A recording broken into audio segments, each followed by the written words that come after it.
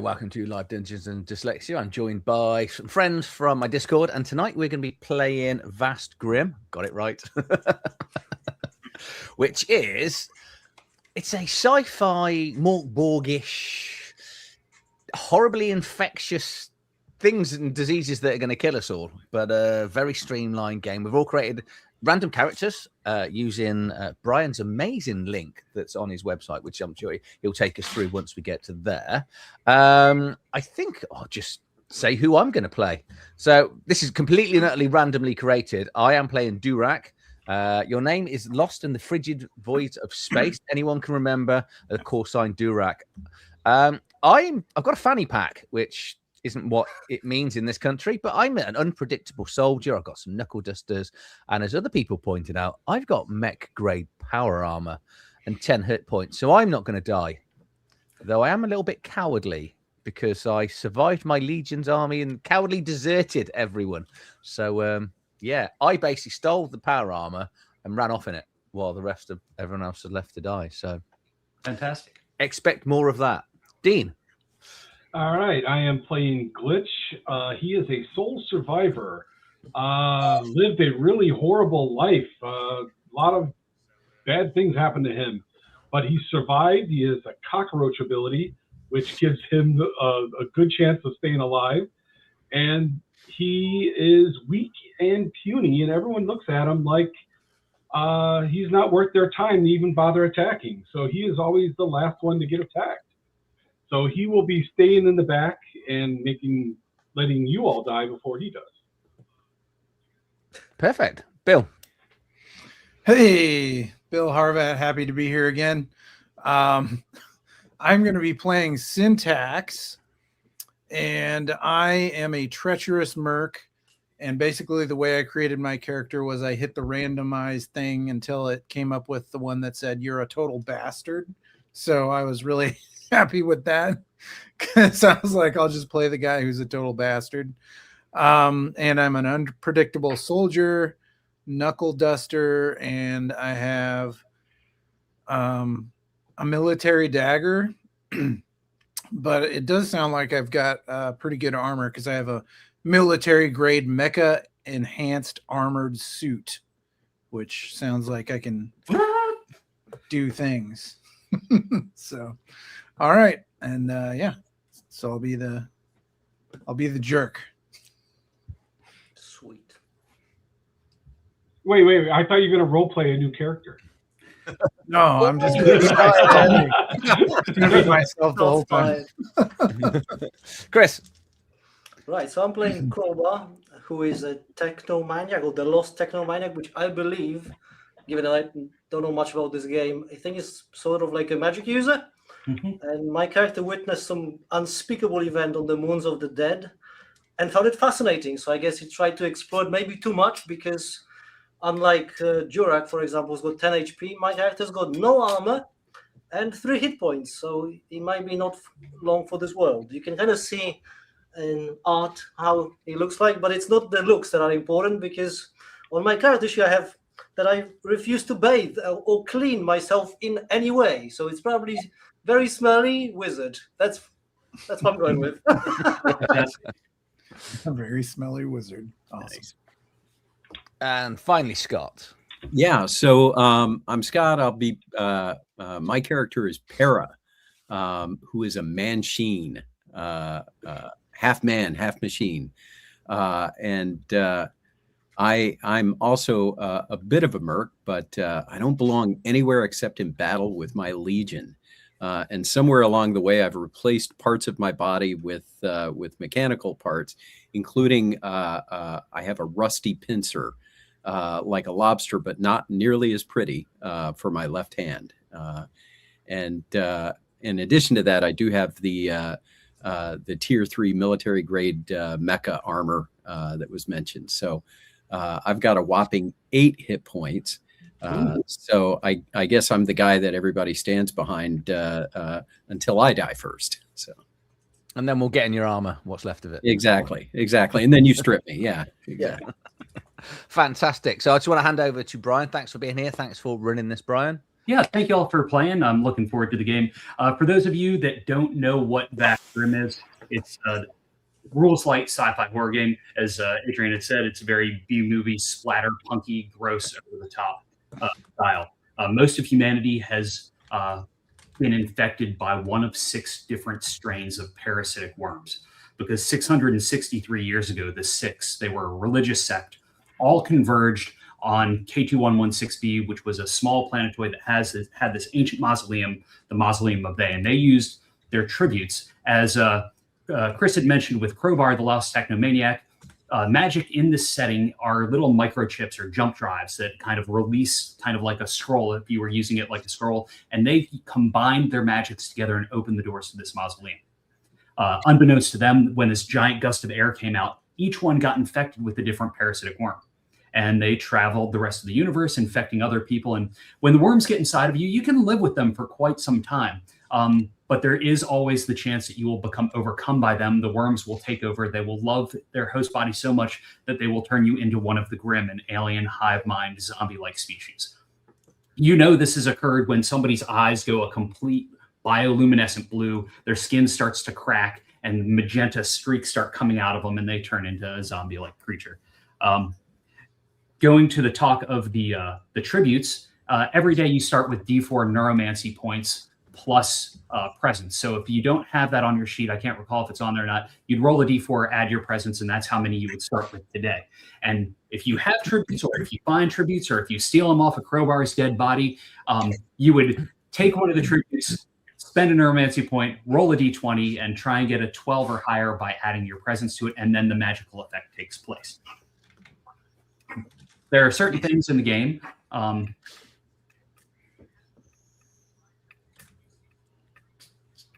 Sorry, there we go. It's called favors. These things will save your butt. You should have anywhere between D2 and D4, and these refresh every day. They'll allow you to re-roll a die, adjust the difficulty by 4, reduce damage you take by 6, do maximum damage. There's lots of things, and I'll just like in the middle of the game, I'll be like, hey, do you think you'd want to use a favor for this? Because, you know, if you're new to the game, sometimes you need a little bit of guidance with that. As I had mentioned that this is a splatterpunk horror game, there is going to be infections, grossness, things like that. If there's anything else that you guys don't want, you can just throw it in the chat and I'll make sure to avoid it. Generally, there isn't any sort of overt sexual stuff, nothing, no violence of that sort. But it's more just kind of schlocky B-movie stuff. Do you all have questions about, and the basic mechanics, it's a D20 base for almost everything. I'm going to tell you to roll a D20 for whatever it is. And the standard difficulty is going to be 12. If it's a more difficult thing, I'll be like, you know what, you need to hit a 14 or a 16 or whatever this time around. And I'll tell you which ability to add your modifier to. Sometimes your modifiers are negative, sometimes they're positive. It just kind of depends on which character you randomly generated. Cool. Excellent. Fantastic. So any questions at all before we dive in? Only one question. I don't think I have any tributes, which that seems fine. I just wanted to make sure that I'm looking in the right place for them. So. Yeah, they would be under your equipment because it's on sort of the random equipment stuff. Certain classes definitely start with them, and some it's randomly generated as to whether or not you would have it or not. All right, cool. What's the difference between encrypted and hacked? Sure. It's more thematic than anything. It doesn't actually affect the mechanics of the game at all. It's just one, it was the encrypted, it was built that way. The hacked, somebody has taken a different tribute and gone in and kind of rewritten the magic in it. Okay. And you said like Grimm are like zombies? Yes. Type of thing? And so like, say you were to get infected with a worm during the middle of the game. I would have you make I would have you make a toughness test. And every day you make a toughness test. If you fail, you have a parasitic pain. That means the worm is doing something detrimental to your body, and there's always that chance that you will get overtaken and turn into the Grimm. If you succeed, you have a parasitic pleasure, and the worm is happy to be inside your body. It's working with you, and it gives you some benefit.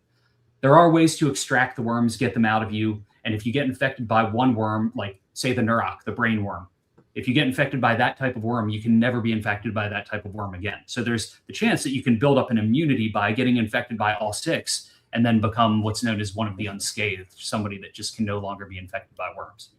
That's how I survive. Yeah. Clearly. Check. Now you said that, I've looked through my character. I have 4 favors. I've got +1 in presence. I've also got a tribute. I rolled really well, didn't I? And I've got power armor. It's and min-max character, honestly. and a pulse rifle.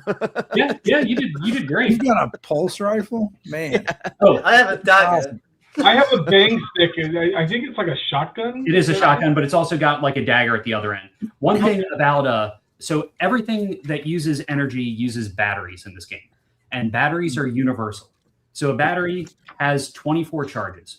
Certain weapons, like the pulse rifle, every time you fire it, it drains 8 points on that battery. So the better the weapon, the more it's usually going to take out of a battery. So you may have backup batteries, you may have to charge them at a certain point, or you just may run out at a certain point. Pera, did you bring spare batteries for when you're dead that we can use? I haven't Or got any spare would batteries. we kill you?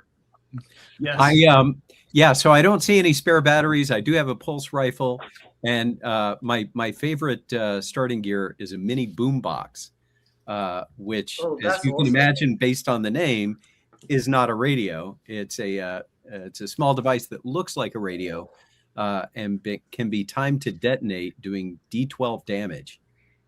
Yes. Nice. And So no batteries for you, Adrian, but I do have some the boombox and a pulse rifle. So Cool. I've got a tambourine that I read as trampoline earlier because of my dyslexia. I was thinking, why am I carrying a trampoline with me? I've just reread it. And how? So, I had rolled tributes for my gear, but I have a space pack. Now, one other important aspect of the game is there is a countdown clock, much like in Mörk Borg, where the universe is coming to an end. There are these prophecies that are happening. If they actually occur, once 7 prophecies have happened, humanity's over. The Grimm have taken over. They have destroyed what's left, and all is lost, and the game is over. That being said, normally when you're playing a campaign style, you would start with a D20 each day, roll it until you get a 1, and when 1 occurs, then you randomly roll one of the prophecies, and that happens, and you move the die down from a D20 to a D12 to a 10 to 8, etc. How far into the end of times do you all want it to be? do you want to randomly roll a die for it? I'm good with that. Yeah, just do random. We'll let Chris do it. He's the newbie. So what do I roll? D20? Depends. So D20 means the universe is, you still have a lot of game left in you. The further down on the die, the more likely it is that a torment will occur. Jeff Whitty wants a D4. Yeah. Well, 3. Okay. So no torment today, perhaps tomorrow. We're not dead yet. So do we need to roll anything in the beginning, like how many neuromancy or how many? It should be on your character sheet already. At least it's Yeah, I Yeah, think it already has it gives listed. you a starting amount. Yeah, so you'll Okay. just start with that, and then if a day goes by, a day passes, and I'll have you re-roll at the beginning of the next day, assuming you rest and eat something. You know, if it's just time going by and you're not taking any time to take care of yourself, then there's no such luck. Yeah, that's actually a good segue for a question, if you don't mind. Like, you just mentioned rations.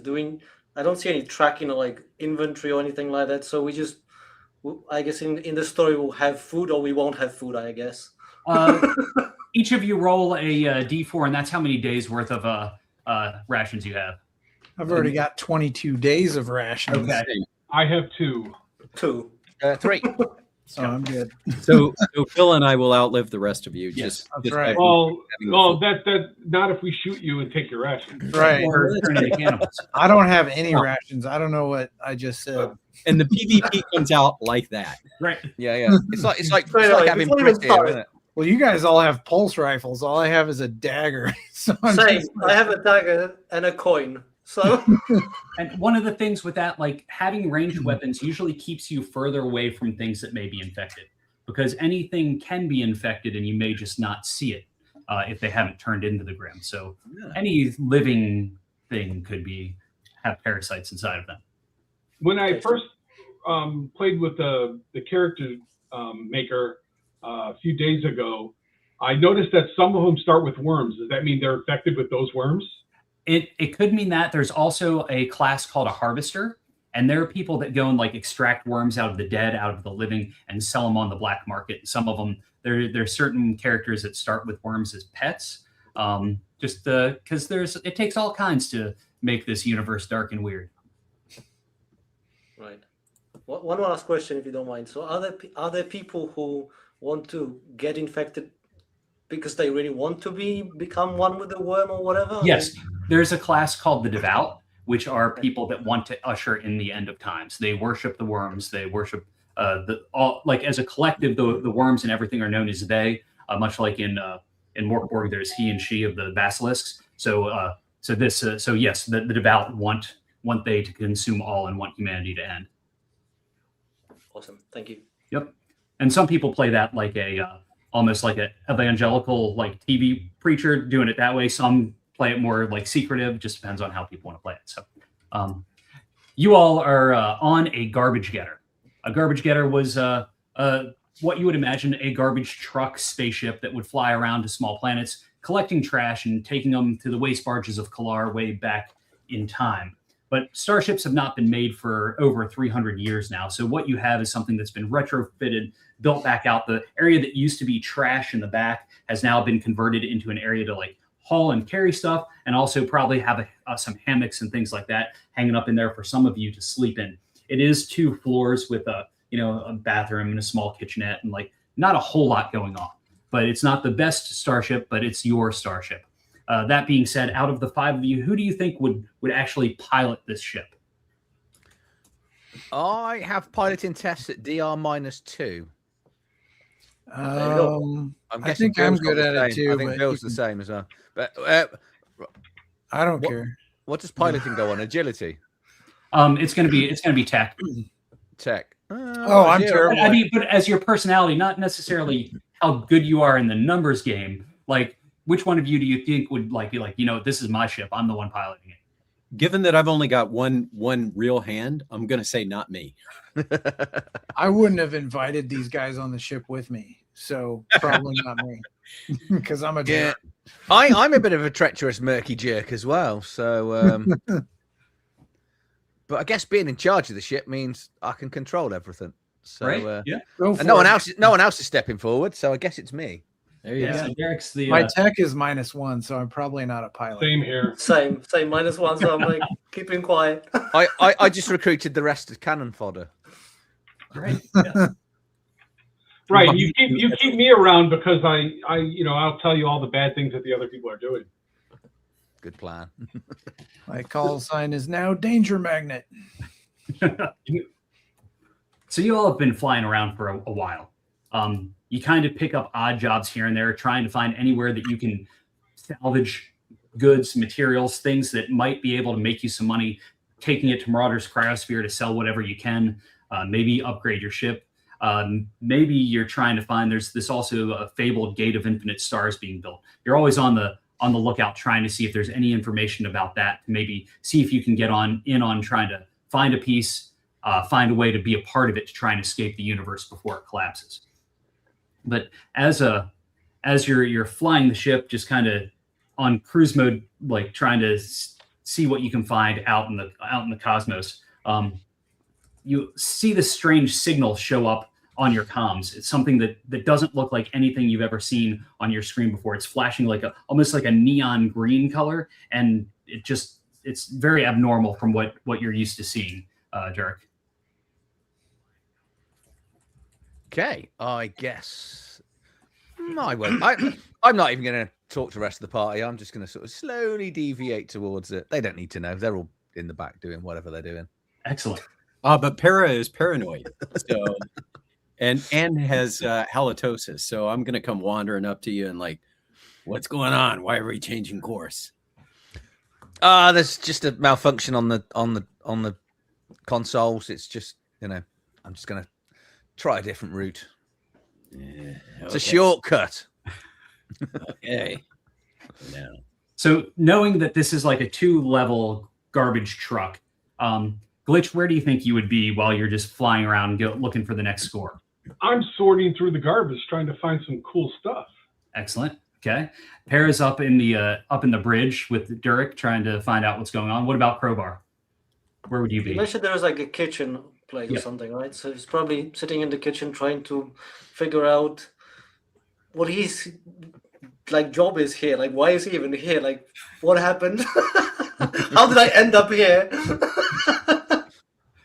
Yep. Maybe you ended up here just so that you weren't alone, and you had, or maybe you climbed in, got thrown in with some of the trash, and ended up being in the trash truck. That makes sense, actually. Yeah, because like, don't wash myself. Maybe was sleeping in the trash. Got picked up. Here we go. Stowaway. Excellent. Where's Syntax and everything? So Syntax, being that he only has a dagger, he's going to probably be sifting through the trash as well, and he's going to try and do his best MacGyver impression and build a better weapon out of an avocado, some spare metal, and Excellent. some other piece of junk. It is very slippery because that avocado is very, very, very gross at this point. I was eating that. Dirk, as you're getting closer, especially with Para up in the front, you start to see out of the viewport of the starship, you see this giant, long container, and it's glowing that same green color that was showing up on your comms. It doesn't look like anything that you've seen before, especially the markings on the outside. It looks like there's a metal that has a relief off of it that almost looks like it could be some sort of alien language, but definitely not anything that is familiar. And it doesn't look like a starship either. It's kind of like almost like a giant shipping container, but it's massive. You can turn to Parrot. See, good things always come from shortcuts. Let's just mosey on in a little bit closer and see if there's any ways in. What do you think? Good stuff. Excellent. So you're flying around it, just trying to look for like. Yeah. Just circle it for the moment. Excellent. Most docking points on starships, you would extend like an umbilical, almost like a dryer vent to it, connect, and then just kind of walk through, kind of like on an airplane would. As you're flying around, make a presence test. You're going to roll a d20 and add your presence modifier.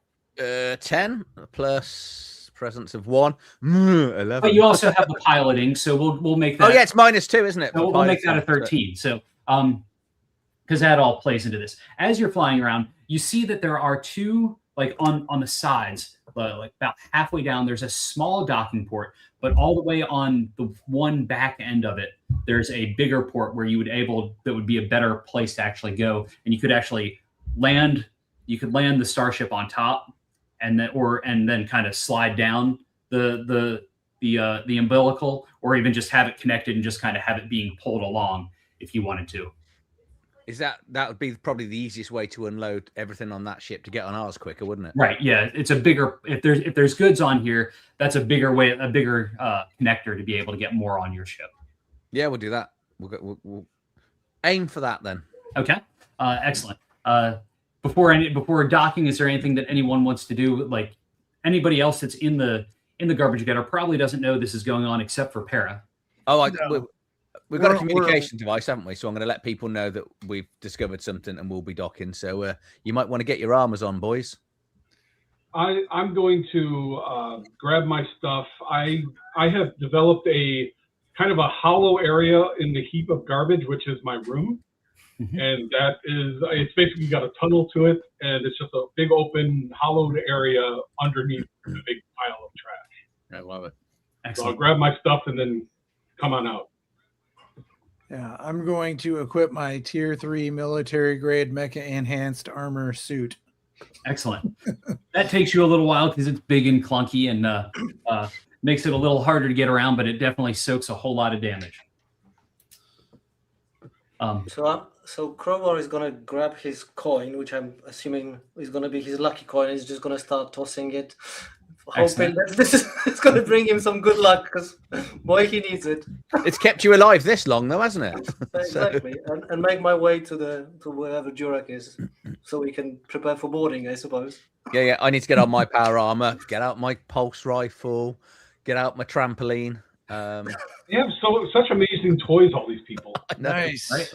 How do you think I've got it? It's the death of the rest. I'm assuming it's a big montage right now. Yes. Yeah, totally. Okay. So you dock to it, and you're able to connect pretty easily. It doesn't seem to be moving very well, and when you actually connect the umbilical in, it syncs up. You can get oxygen readings from this container, and know that you will be able to breathe, at least from everything that you're seeing. You'll be able to breathe on this vessel. Excellent. Nice. I guess let's go investigate then.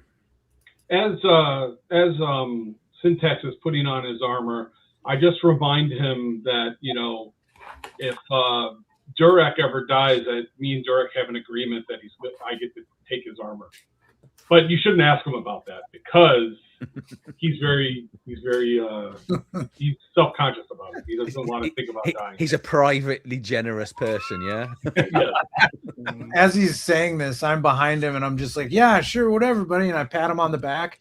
And what I did was I took some duct tape and I took one of my 22 rations and I just duct taped it to his back. So that way, if we run into some worms, they just go after him first because he smells like food.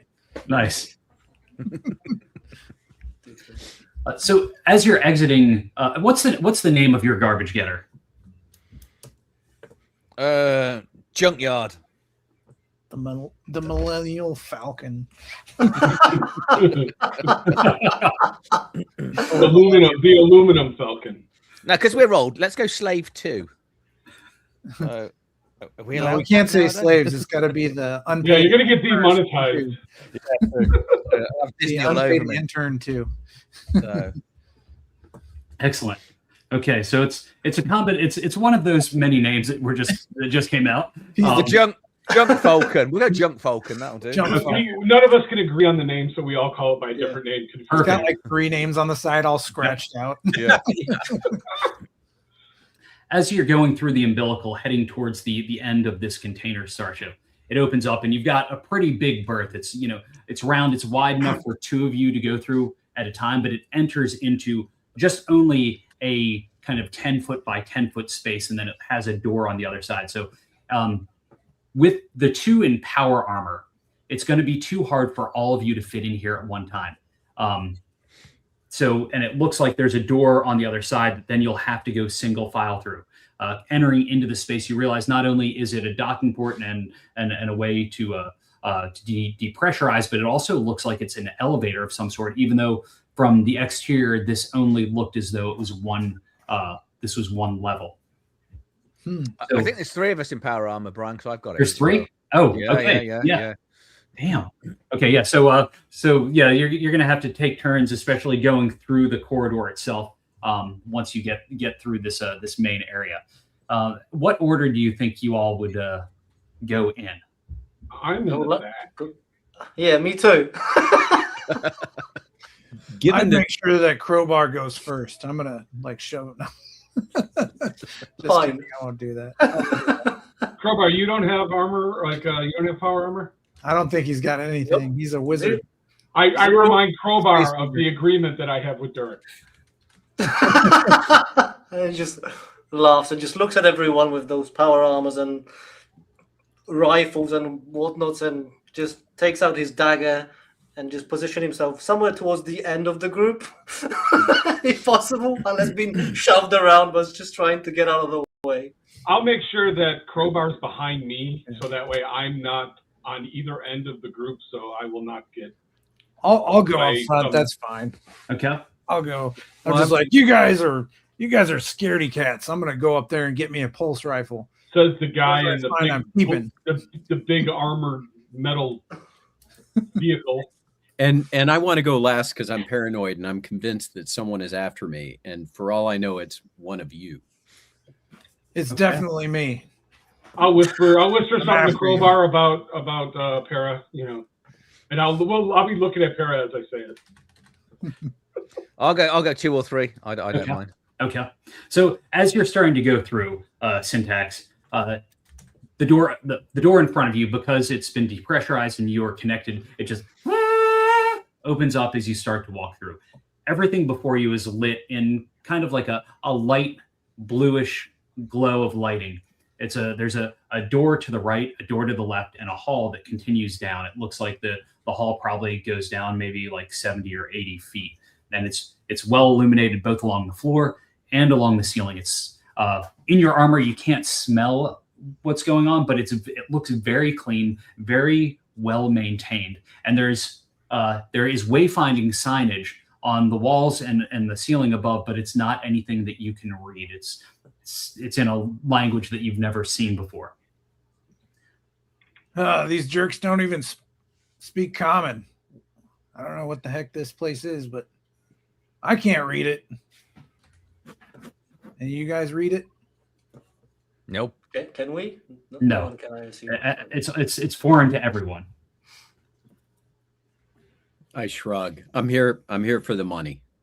Yeah. I'm here for the scrap. I'll just start heading down into this blue lit area and look Passing around. the two doors on the right and just going down the corridor for just onwards. Let's do it.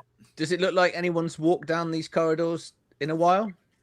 It looks like it's been very well maintained, and that like it looks like it's been cleaned recently. Everything has a kind of sparkle and shininess to it, as though it's very well taken care of. And all the lights are still on. Yep. All the oxygen, everything's functioning. Yep. Okay. So Crowbar is having like goosebumps because it's too clean. Like, oof, clean. Fantastic. He's thinking, oh, gelatinous cube. I'm gonna That's what I'm thinking. I'm gonna lean up against the wall to make it less clean. Nice, yeah. Leaving a streak of Yep. As you're doing that, you hear beep, beep, boop, beep, weird noises over the intercom system. And then dead ahead of where Syntax is, a door at the far end of the corridor, it opens up, and you see they look human, but they look a little more stretched out, a little more gaunt and elongated, and a greenish skin tone to them in what looks like some sort of medical type outfit, futuristic doctor robes or a doctor's vest and pants with a clipboard. Welcome. Are you here to find rejuvenation? Sure. Wonderful. You're always welcome to new patients. And there are 5 of you? Perhaps we can show you to a bed and have some tests drawn to make sure that you are ready to receive our healing. Absolutely. I'm in. Who else is in? Let's do this. These guys seem like these guys are jerks, but you guys seem cool, even if you are weird looking. Weird looking? Yeah. What is that outfit you're in? This is no battlefield. This is a medical transport. Oh, nice. All right. Well, I got this thing growing on my right arm. I don't know where it came from. You're going to have to take a look at it. Maybe you can have it removed. Absolutely. Then go ahead. I was going to say, Glitch is probably behind me, isn't he? Is he in the middle-ish then? I'm near the end. I'm second from last. Yep. That means Crowbar's in the middle. I'm going to sort of lean back to Crowbar and go, medical supplies, they'll be worth a lot. I think that Glitch needs a bath, too, because he just left a snail trail on the side of your ship there. So, Yeah, I'm not particularly trustworthy to anything that is happening. So I also have a look at those guys. Do they have any like blood marks on them or anything like that on the gloves or somewhere that looks? Make a presence test. Roll a d20 and add your presence modifier, and we'll see what you see. Which is -1. Okay, 14. Okay. You're looking at them, and it's as they move, it's almost as though they're like gliding or hovering. It's like they don't actually look like they have any true weight to them. Okay. But no blood or anything like that you notice. And meanwhile, my pincer is covered in blood and gore. So, Nice. And as far as I'm concerned, I paid good money for this. I am not giving this thing up at all. So you can stuff your alien bots. So Crowbar will just lean to Jurak and say, they're hovering over the floor. That's not normal, is it? I'm gonna kind of just peer around and like have a look. Oh yeah. Just be careful.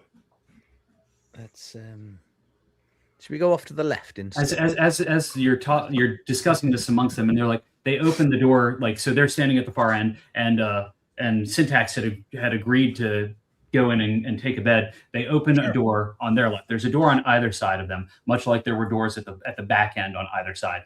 They open the door to they're like, please, if you'll enter in here, we will have a nurse come and see you almost immediately. If you all want to take a seat on one of the beds, we will get you checked out properly. Sounds good. I just walk right in. We'll let Syntax. I'm happy for Syntax to be the party hamster. So Canary in the coal mine. yes, yeah. And do you all follow in, or do you stay in the hallway? I think I'll stay in the hallway and just observe, but as in Wish the me luck, doorway. guys. No, I'm not. I'm going to basically block the door from shutting. Okay. Is there a seat inside the room? I'm sorry? Is there a seat? Yes. So as you enter into the room, it's like the door at the other end. It connected. So it's one long room. It's got 6 beds in it, and it's got all these medical devices and tubes coming down from the walls.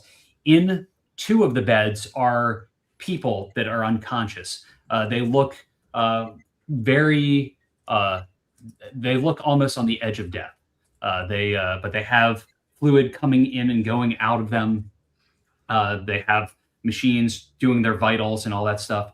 And as the green person says, as I had mentioned, please just have a seat in one of the beds. We will have you looked at shortly. And I am Dr. Thaddeus, and we will have someone here very, very soon. I'm going to sit in a chair. Excellent. I'm not going to sit on the bed. I'm gonna lay right down on the bed and just. All right, I'm ready. Excellent. Fix me up. Fantastic. Here, Glitch, hold my power armor. I'll take it. I'm going to start trying it on. So you take the power armor off. Yeah, I'm just gonna take the Putting it power on. armor off. Hand it to I'm going Glitch. to see. I'm going to try to get into it. Okay. Excellent. So Don't get any of your sludge all over my power armor. I know Durik is outside. Is Crowbar in the room? No, I'm staying with Durak, Okay. and I don't like I'm trying to sheepishly observe the people who you said are almost dying. I'm trying to figure out what's wrong with them. Were they dying before they were put through this, or were they dying because of this? Okay. Wait, there's dead people? And where was Para? Para was pulling up the back, but I feel like I would stand there in the doorway Okay. and let my mech armor help block the door from closing while I see what's going on in here.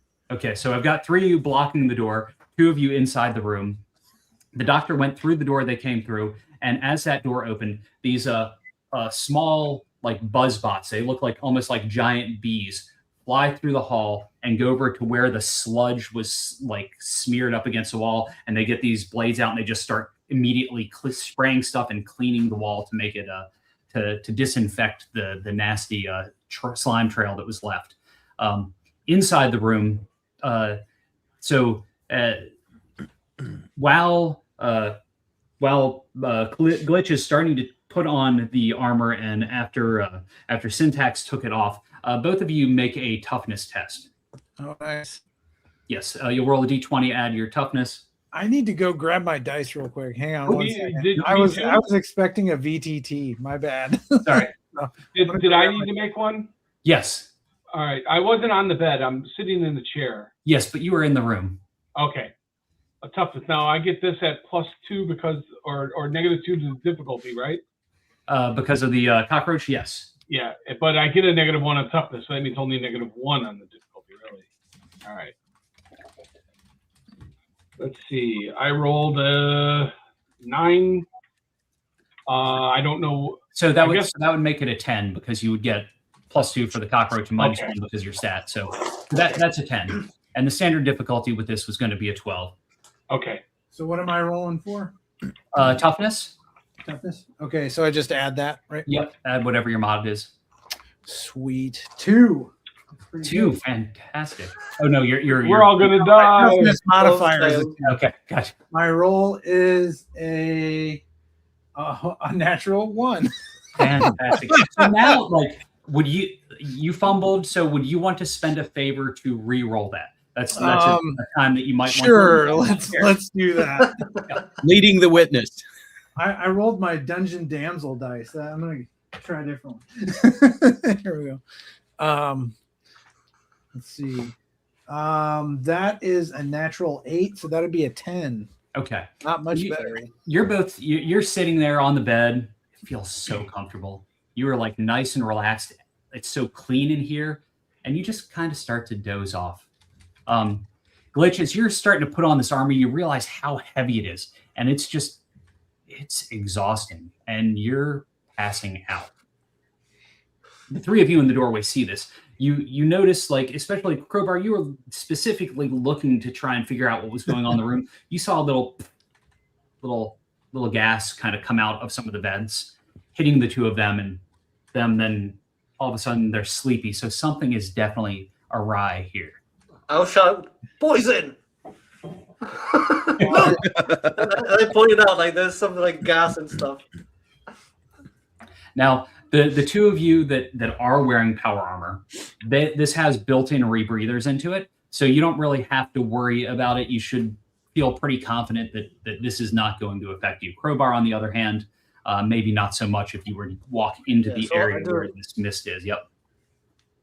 That sort of thing. Immediately. Yeah. You see them falling asleep. What are y'all doing? I'm going to go in, seeing this and knowing that I've got the power armor.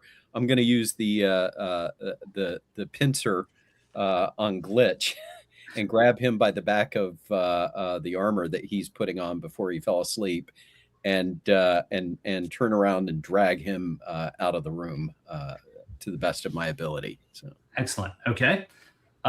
What's Dirk doing? Yeah, I'm going to do the same. Get our sleeping Bill out of the. Hey, my name is Syntax. The only name I haven't got written down because it's all good. It's all good. So yeah, I'm going to help get Stop Syntax waking out, me up, jerk, and try and keep Crowbar out of the room. Excellent. As you all are pulling them out, all of a sudden, these 2 young nurses come out. One male, one female, both green, a little more elongated. Oh, are you leaving the facility already? Oh, I see they're already resting quite well. That just helps relax our guests to make sure that there isn't any fighting when we start doing the injections. What injections? We have to draw blood and plasma and various things just for testing before we know the proper way to make your immune system the best it can possibly be. What exactly is this facility, and what does it do? It is a health facility. We rejuvenate people. It's almost giving people the longest life they could possibly have. Is that long life only about 2 seconds? No, certainly not. I mean, you should have seen the people that were in the room, Sylvia and Gareth that were in the room that you just came out of. You should have seen how bad they were 2 days ago. They have come so far. We rescued them off a starship that had no oxygen. They were starving, and they're on their way back to recovery. And I'm sure. And then what? And then once they're all back, we will have them repay us with things that they have found in their ways, their credits, and then we will send them on their way. Huh.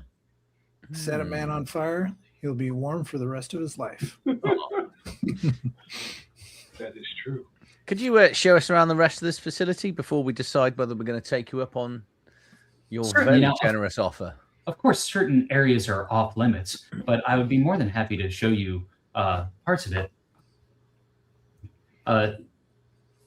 She goes, we have a mirroring room just on the other side of it, and she goes and opens the door on the other side, similar 6 more beds. This has 3 people in beds. They don't look nearly as dire as the 2 in the room that you were just in. And she's like, and there are mechanics. There's a room behind each of these rooms. There's a doorway to that, but that's just things that help keep all the things operational. That's where we keep most of the medical equipment and all that back there so that it can do all the work behind the scenes. And then here, I can take you to the processor room if you would like, and starts heading towards the door that the doctor first came down. Unless you want to see the patients here, they're all resting quite well. Okay. As we've moved out, has Glitch and Syntax started to wake up yet, or are they still? Glitch and Syntax, both of you make a toughness test. This will be a DR10 to get to start waking up. All right. I rolled a 10 exactly. All right. Which is a 12. You're getting total of a 16 on this one. Okay.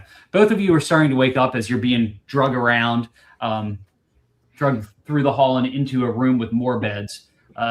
Last thing you remember, you were doing what you were doing.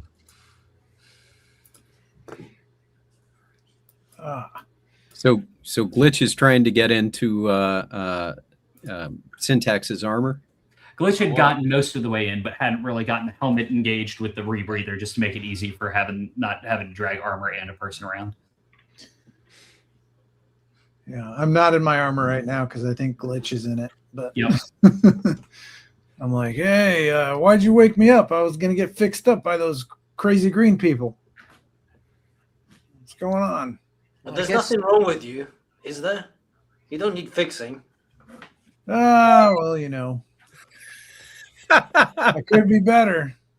I guess we have 2 choices. We either take the facility and take everything, or we just leave. Well, I want to see. Did you just say take the facility? No, he didn't say any such thing. So they can hear everything we could say. I mean, they were right there giving you the tour, right? Oh, I'm whispering. I'm using my inside voice. Oh, okay. I have been told I have got quite a loud whispering voice. So yeah, let's go for it. Yeah, go on then. I'm not Said the quiet part out loud, Derek. Yeah. Well, you know. Would you like some time in this room? You can inspect the room more, and then we can come back and give you the rest of the tour. I'm just not a fan of creatures that try to gas us. It just puts people at ease.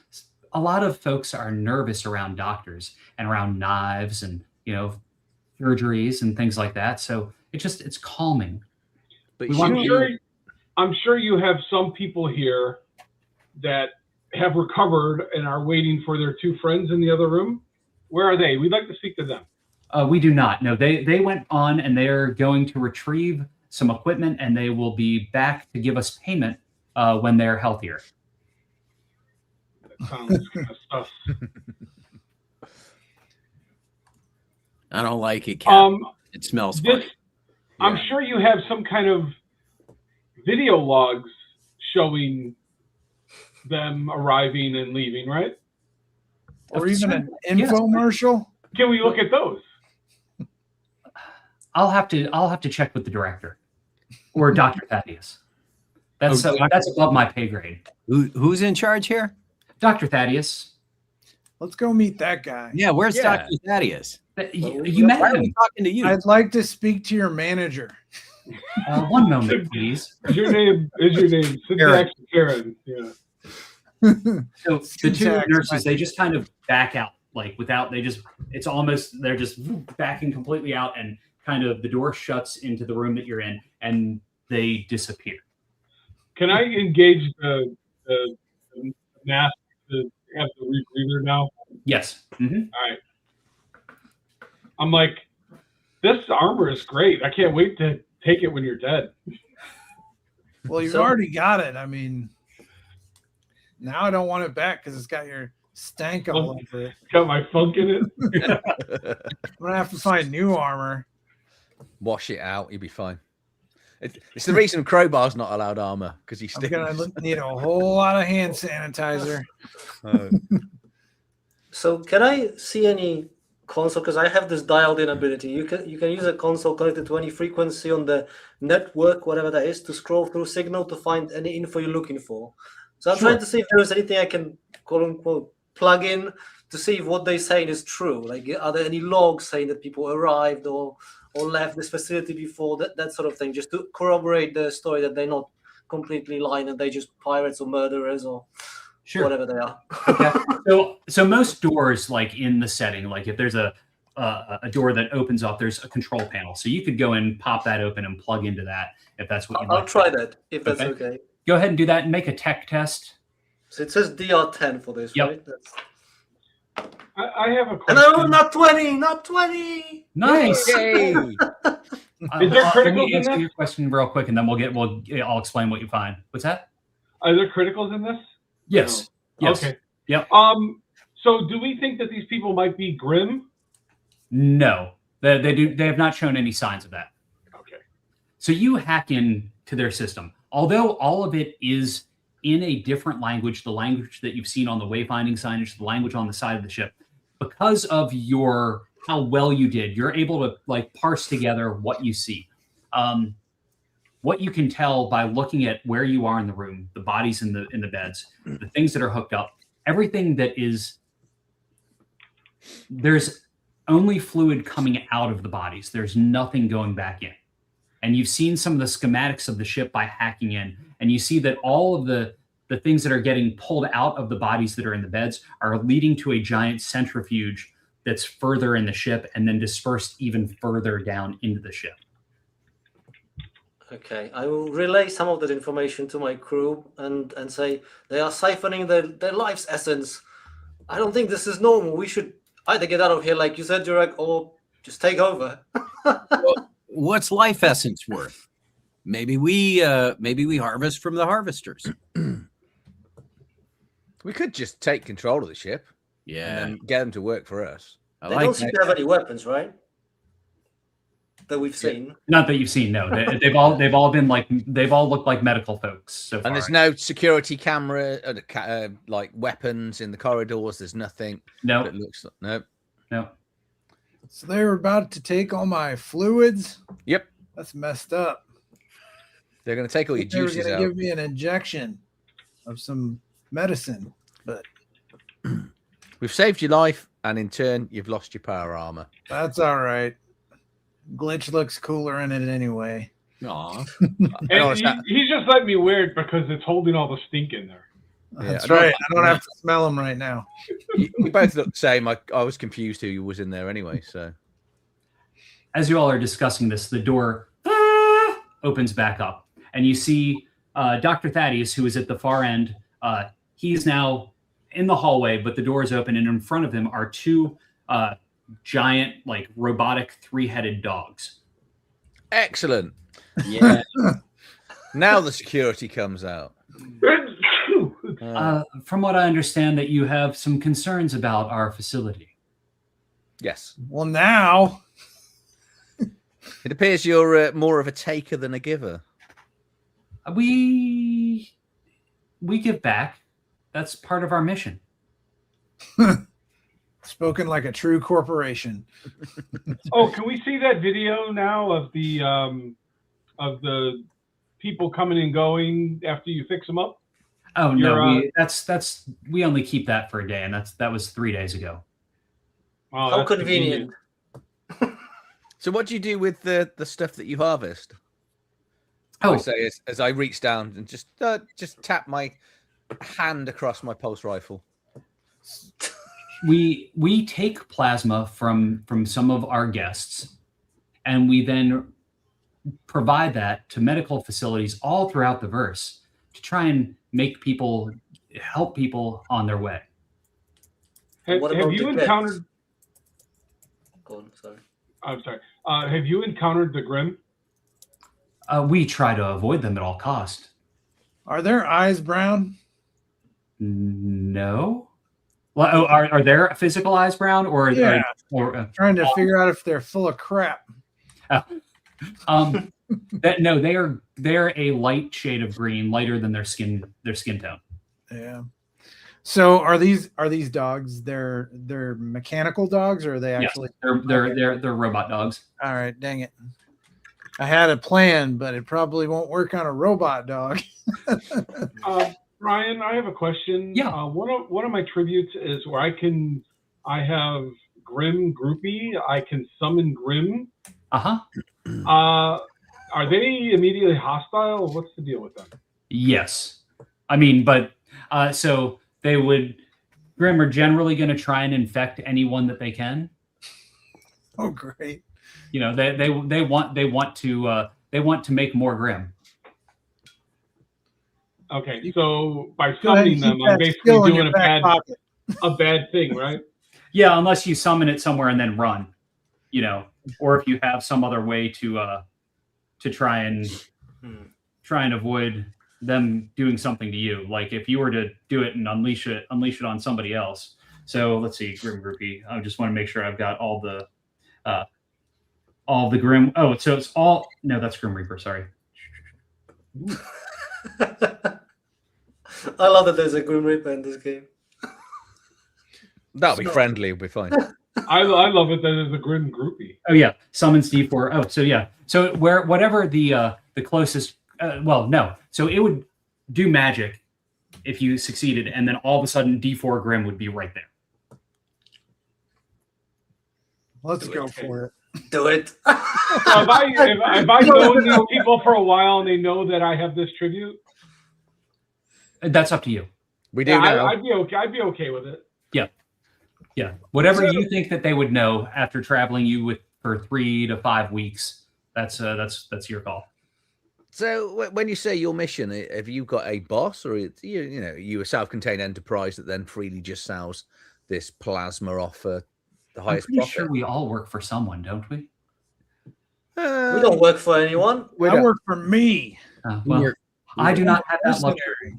Yes, I do indeed have a boss, and they're quite tied up at the moment. So if your mission really is to help people, wouldn't you want it? Why would you avoid the Grim? Wouldn't you want to cure them?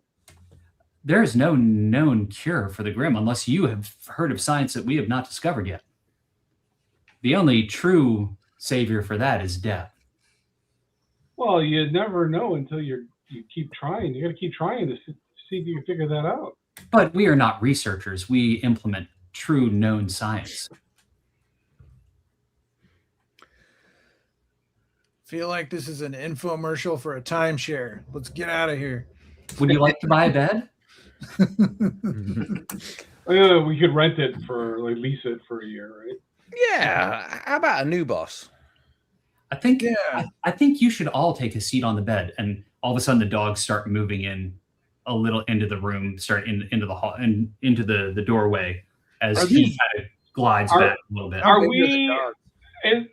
we in a one room all together? Yeah, you were in the room that was opposite. It was like a mirror image of the room that you were in before.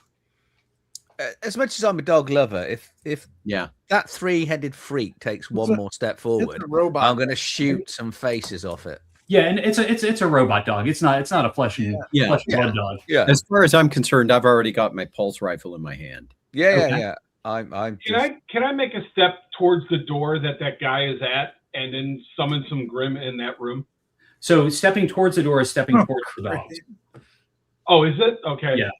How So about this? they are with us in the room already, or they just trying to? So the dogs had just entered into the entryway into the room. The two dogs.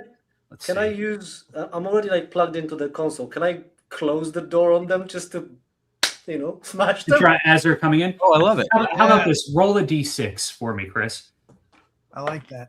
6. Okay. Yeah. So in this, basic initiative is on a d6. On a 1 to 3, the enemies go first. On a 4 to 6, you all get to go first. So I'm just going to let you go ahead. You want to try and do that since you're still plugged in? I'm going to make you do another tech test for that, even though just because you've already finished what you were doing before. Okay. Oof. That's going to be a fail. Okay. I would You like want to spend a give him favor one to of try my and make it happen? favors. Oh, yeah. Yeah, I have 2 favors, so I'm going to reroll this because I rolled a 6. And I rolled a 4. Okay. Instead of that, like now all of a sudden it's like all of the doors in this room start opening up. So there was the door there was the door at the other end, and then there's 2 doors on the back wall where the beds are that open up as well. Blast this language, I don't understand it. Just press buttons. Boom, boom, boom, boom. What's Dirk doing? Raising my pulse rifle, and does it look like these dogs are going to proceed marching forward towards us? Yes. Then I'm going to shoot one of them. Okay. Roll a d20. It's going to be a presence test. So for anything that's ranged, it's presence. Okay, 16 plus what? 17. Oh, that hits. Roll the damage and then make sure to knock off some of the battery on that battery pen. So it's D8 damage. Yes. 6 damage and uses 6 charges. Out. Was it 20 you said in the charge? 24. 24 in the 24. battery. Okay. Yep. All right, cool. So you blast at it, and all of a sudden you see sparks flying everywhere as the pulse rifle hits this mechanical monstrosity. There's sparks spitting out of all 3 of the heads, but it still seems to be alive. Or as alive as a machine can be. What is Glitch doing? I'm going to take a couple of steps back. I can still move as well, can't I? Yeah, you can attack and move. Yep. Is the guy still in the room? He's in the hall just beyond the doorway, but the door is open. But the dogs are in the room. All right, so if I summon them, they're going to be right next to me. Is that correct? I'm going to say it can be like you can have them summon just be with anywhere within, like you're kind of shooting them, like you're shooting Can I magic summon out. them behind the doctor? Okay. So you're going to, this too, you spend a neuromancy point. Okay, so this is how it works. You spend a neuromancy. I have 5. Okay, you spend 1. So you can use tributes as many times as you have neuromancy points for the day. Whether you do the same one 5 times or you do a mix of different ones. And then you roll a d20. All right. And then I'm adding presence for this one as well. I add presence, which is +1, and I have that cockroach, which gives me -2 on all DR for any presence or toughness check. Okay. Would that work? So yeah, so basically add 3 then. Oh, nice. All right. 16 plus 3 is 19. Fantastic. You managed to do it. Roll a d4 to see how many Grimm magically appear. How many? 4. 4. So you 4 of them. You shoot out a spark from this magical tribute, pulling the neuromantic magic in the air, and all of a sudden, crowding all through the hall are now 4 Grimm. To give you an idea of what the Grimm really look like. Things are looking up. Here we go. Oh, nice. Very cool. Nice. So wrong. So Yeah. What's the worst that could happen? Thank you they're very in the much, hall. Glitch. What is Para doing? Oh, sorry, I was busy thinking about what he just did. Yeah, so Para is going to fire his pulse rifle at the other dog, the one that Hasn't been hit not yet. yet. Yep. And so I'll roll for that, and that is Presence. a 10, but then presence makes it 11. So you can spend a favor to adjust the difficulty by 4 if you wanted to, so that could make it a 15, or you could miss. It's up to you. Can you do that no. after you roll, or Yeah. you have to do it Yep. before? Okay. You can do it after. Oh, so in that case, then yeah, I will. You said that was using a favor for that. Yep. Mm-hmm. Okay. And then I'm rolling a d4 or The pulse rifle is a d6. oh, okay, got it. That's what you said, right? Actually, it's a d8, right? D8. Yeah, I'm sorry. It's 6 battery that it takes. Got it. Yeah. And that does 5 damage. All right. That one shoots sparks as well. Both of them seem to be kind of hobbling a little bit. It's like as you're looking at them, it's almost like they're glitching, and visually they're glitching as well. So it's almost as though they might not really be there. Ah, Syntax, what are you doing? Actually, real quick, Yes. Brian, before we go to that, Yeah. I know with my lobster claw, with my rusty pincer, that I can use that as a melee weapon as well. Yes. It looks like I can use that as an additional melee action. But it says when using your default claw as the other action. I think I've just got the one claw, yeah? Well, no, because with that you would have 2 claws. Ah, So if you attacked with 2 melee attacks, you could do both claws. I see. Okay, so I have a second claw if I want to do all melee. Okay, Yep. thanks. Sure. Syntax, what are you up to? So I see these things kind of phase in and out of existence, right? Yes, and Okay. what you see there, it's almost like a flicker? Or... flicker, and it's almost like at their core, there's like a tall cylindrical tower that's on some sort of wheel, like multiple wheeled base. Okay. So what I'm going to do is, because I'm incredibly intelligent, I'm going to run up with my military dagger and try and run in between the posts, right to where the green dude is behind him. Yep. And I'm just going to stab that dude with my dagger. And you do see that there's 4 Grimm right behind him. There's 4 Grimm right behind him. Yeah, Yes. they're friendly. Yeah, Some Just jerk just summoned him. Oh, I thought that they were in the other room behind us somewhere or something. So they're in the hall behind the doctor. Okay, so I'm just gonna shove him towards the Grimm then. How about Okay. that?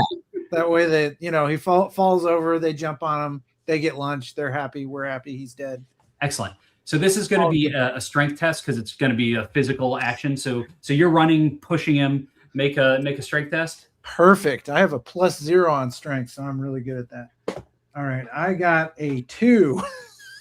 Yes. Gosh, I'm rolling so good today. You were used to your power armor. Yeah, I mean, I it'd be was. nice if you had your power armor to protect you. Though. You know what? I got another favorite point. I'm Gonna spend it. Drive it like you stole it. Here we go. Yeah.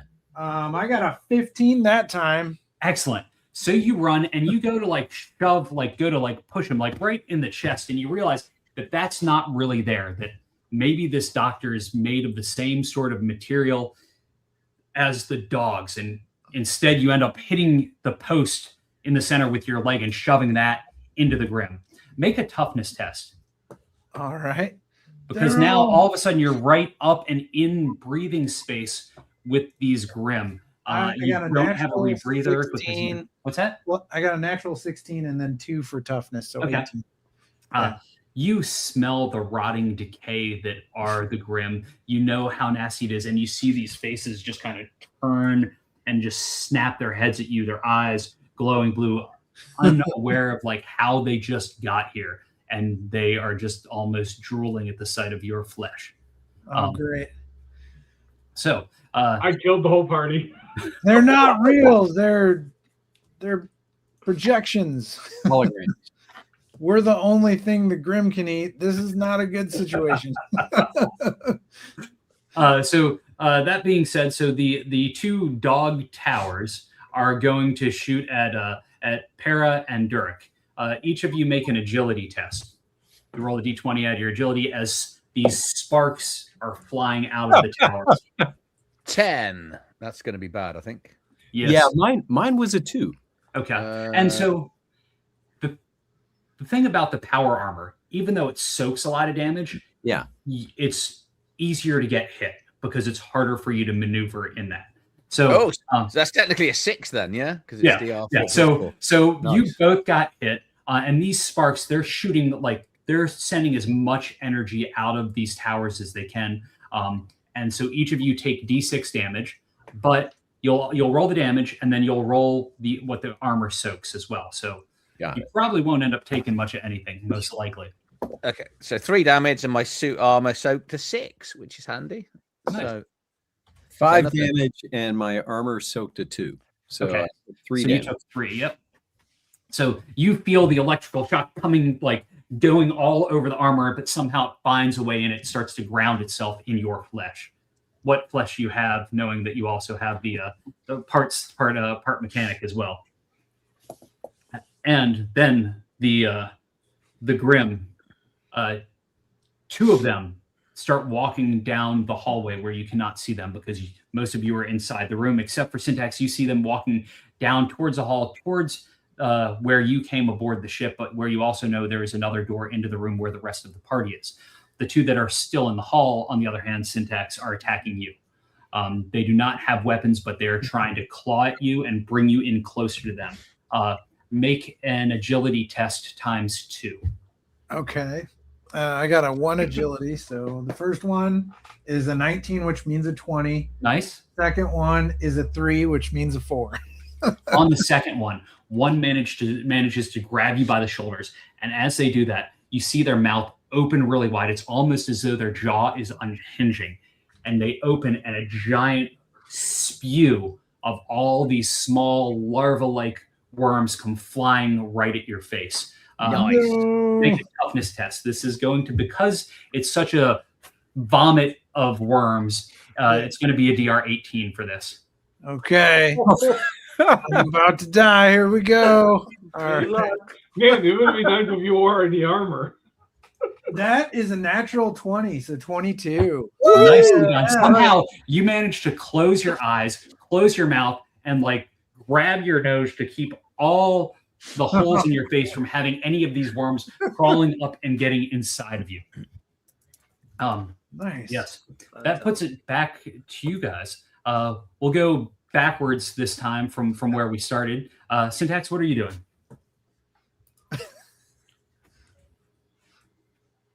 I can do things now, huh? Yes. All right. I don't know what.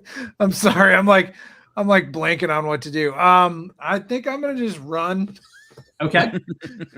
I'm just like, this thing just barfed worms on me. I'm out of here. So directions you can run. You're in the hall. The room that you just came from is where the rest of your crew is. You can run down the hall towards the other 2 Grimm, which is also the direction of your starship. You can run the opposite direction, which you don't know where it goes, except for that's where the doctor originally came from, and that's where the nurses came from. But that's towards the front end of this barge. Or you can run into the room with the 2 people that looked like they were dying, laying in bed, where you had first decided to lay down on the bed and see if you can lock the door behind you. I'm gonna go 1, 2, 3. I go towards the danger. 4, 5, 6. I go away from it.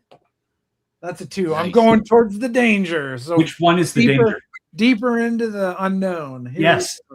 Excellent. You turn, you run, the door opens up as you run into the next room, which is very large. Come on, map. Yeah, there we go. This room is kind of rounded in a way, and there's another door at the opposite end. But in the center of this room, about 60 feet across, is a glass floor. And you can see it whirring along the bottom, and you see these pipes, these tubes in the ground coming in from 6 different directions as it's spinning some sort of liquid, most likely the stuff that it's pulling out of the bodies of the people in the beds and then redispersing different things in different directions. Oh, man. Para, what are you doing? Oh, no, I'm just going to go across the bottom since it'll be easier. Crowbar, what are you doing? So Crowbar, given how well it went last time, but basically the question I have is, would I have realized when they were shooting that I think now that maybe those creatures or those dogs and the doctor are somehow controlled by either the ship or something like that? Or would I pick up on something like that, or I was too busy doing something else? You saw the flickering, so you realized so that I would say yeah. They would realize. So again, as it went last time so well, I'm going to try to hack into this and maybe disable them. Okay. And I have this key, this scrambler thing, which is -4 to when hacking. So it does say locked hatches, but I'm hoping that we can stretch it a little. Okay, we'll see how it goes. So, oh my god, 5. Yeah, unless you have any other favors and want to re-roll. I have another favor. My last one. Let's do this. Yeah, that's better. 15 on the die. You're hacking, and you realize that the ship is not controlling them, but some entity called Tetrol is. Which just a minute ago, the the doctor said that he had a boss, and that boss was Ketrol. So you're not able to control them, but at least you found out who is or what is controlling them. Holograms? What's that? Are they holograms? Or? Kind of. It's almost like it's like they're like a giant thin space heater that has compartments in it that were able to shoot things out and project the hologram type thing. But it is able to do physical damage, correct, as evidenced by my yes, lightning damage. Yeah. But they're not living things. Correct. So the Grimm might not even be. So that's why the Grimm attacked Syntax and not the right. Yep. So they're all robots. Do I so notice Tara, what are you going to do? that there is like a connection maybe between Ketrol and them? Can I try to sever this connection somehow? You're looking through it. It doesn't look like it's a connection that can be severed remotely. Got it. Okay. Because it's not flowing through the ship's main computer base. So the only thing I'm going to do on my turn, other than that, I'm just going to say they all work for Ketrol, whatever that is. Just shouting it to the excellent. There you go. Para, what are you going to do? At this point, I'm facing now the four Grimm in the hall are now going to try to move into the room if I'm right. So there's the two, and then two went down the other direction of the hall. So toward our ship. Yeah, yep. Or towards the door at the other end of your room to possibly, because this room had two doors on it. So the door that you're at and one here, so they could come in and kind of surround you from both sides. Ew. Yeah, so I think what I want to do is oh, what the hell? In for a penny, in for a pound. I want to use my boombox. Excellent. So I want to activate the boombox, my mini boombox. Small device, looks like a radio. Time to detonate. D12 damage. And I'm going to slide that out into the hall toward the two Grimm that are out there. Okay, fantastic. You do that. Make an agility test to see if it slides exactly where you want it to go. Let's see. That's 9 plus 0. So I'm going to use a favor on that. Okay. Last favor. So you don't have to re-roll. You can use a favor to adjust the difficulty by I see. You can make that a 13, which is going to in that case then. Okay, got it. Yep. So you do that. You slide it across the floor. It goes right in between the two Grimm. Roll a d12 to see how much damage it does to each of them. Sure. 8. Okay. All of a sudden, it blows up. You see bits and pieces of Grimm flying everywhere. You see as their bodies explode, inside of them, they were just festering with thousands and thousands of tiny little larva-like worms splattering all over the walls, now working their way into the room, along the walls, along the floor, all trying to get closer and closer to you meatbags. What? He didn't vaporize them? What? Many of them got destroyed, but many are still alive. just the worms, but those two Grimm are done. Start stepping, lads. I'm glad I'm in a sealed armor. Glitch, what are you doing? All right. I realize my mistake, and I'm going to switch to a different tribute. This tribute is called, what's it called? Hive Mind to Speak. For 3 rounds, a Grimm will truthfully answer questions before the worm inside of them explodes. Fantastic. Okay. So let's see if I can do that. Spend a neuromancy point. Make a presence test. Let me. But there aren't any Grimm left, right? There are 2 that are down at the other end, so you could cast it on one of them. Yeah, I'll do it on one of them. Yeah.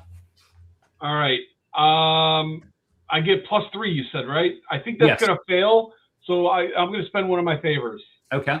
Let me know if you get a 1. No, that. Oh, why? Something bad happens? Yeah. If you fail on casting Neuromancy, you have a cataclysmic condemnation, and something really bad happens, which is fun. Oh, Make my no, arm- no, I did not. It's a total of a 14. I rolled an 11, so I get Okay. my +3. Success. So it'd be a 14. So you unleash the magic, and it arcs out, and you see it kind of going down the room and around the corner, and you can see it that it must grab one of the Grimm that's in the hall further down the way as it it pulls them into the room a little bit.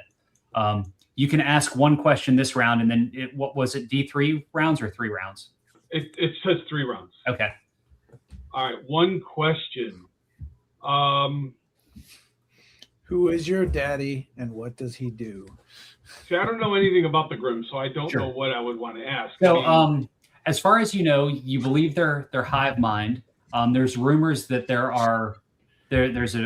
they organize in like a group that wear armor known as the Grimm Corps. You've heard stories of Grimm fleets or Grimm starships that have like bodies all glued to like strapped to the outside, kind of like the Reavers from Firefly. Yeah. And you know that as far as you know, they just want humanity to be destroyed, and they want to take over the universe and infect everyone. So the only question is why? Why? Our priorities do not align. I ask it the meaning of life, the universe, and everything.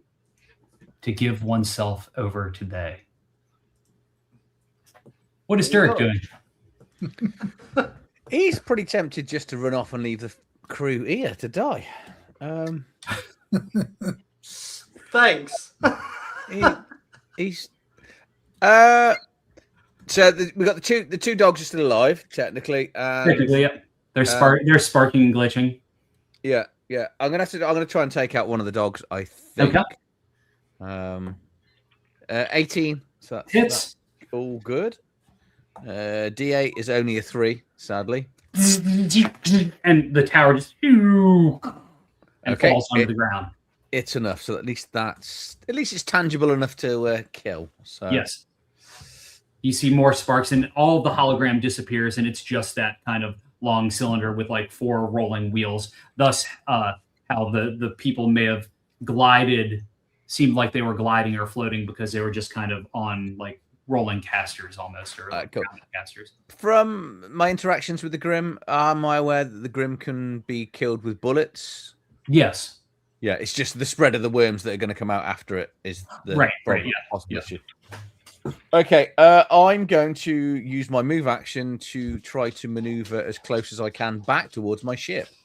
Okay, so the way you're in this long room. There was the door here where the dogs were, the door here which is closer to where your ship is, but there's the 2 Grimm coming in that way. One came in and one's following. Okay, who was talking to? So I'm better off waiting where I am then. I'm guessing. Perhaps, or going out the doorway where towards where the one robot dog is and where the one robot doctor is, and trying to go back down the hall.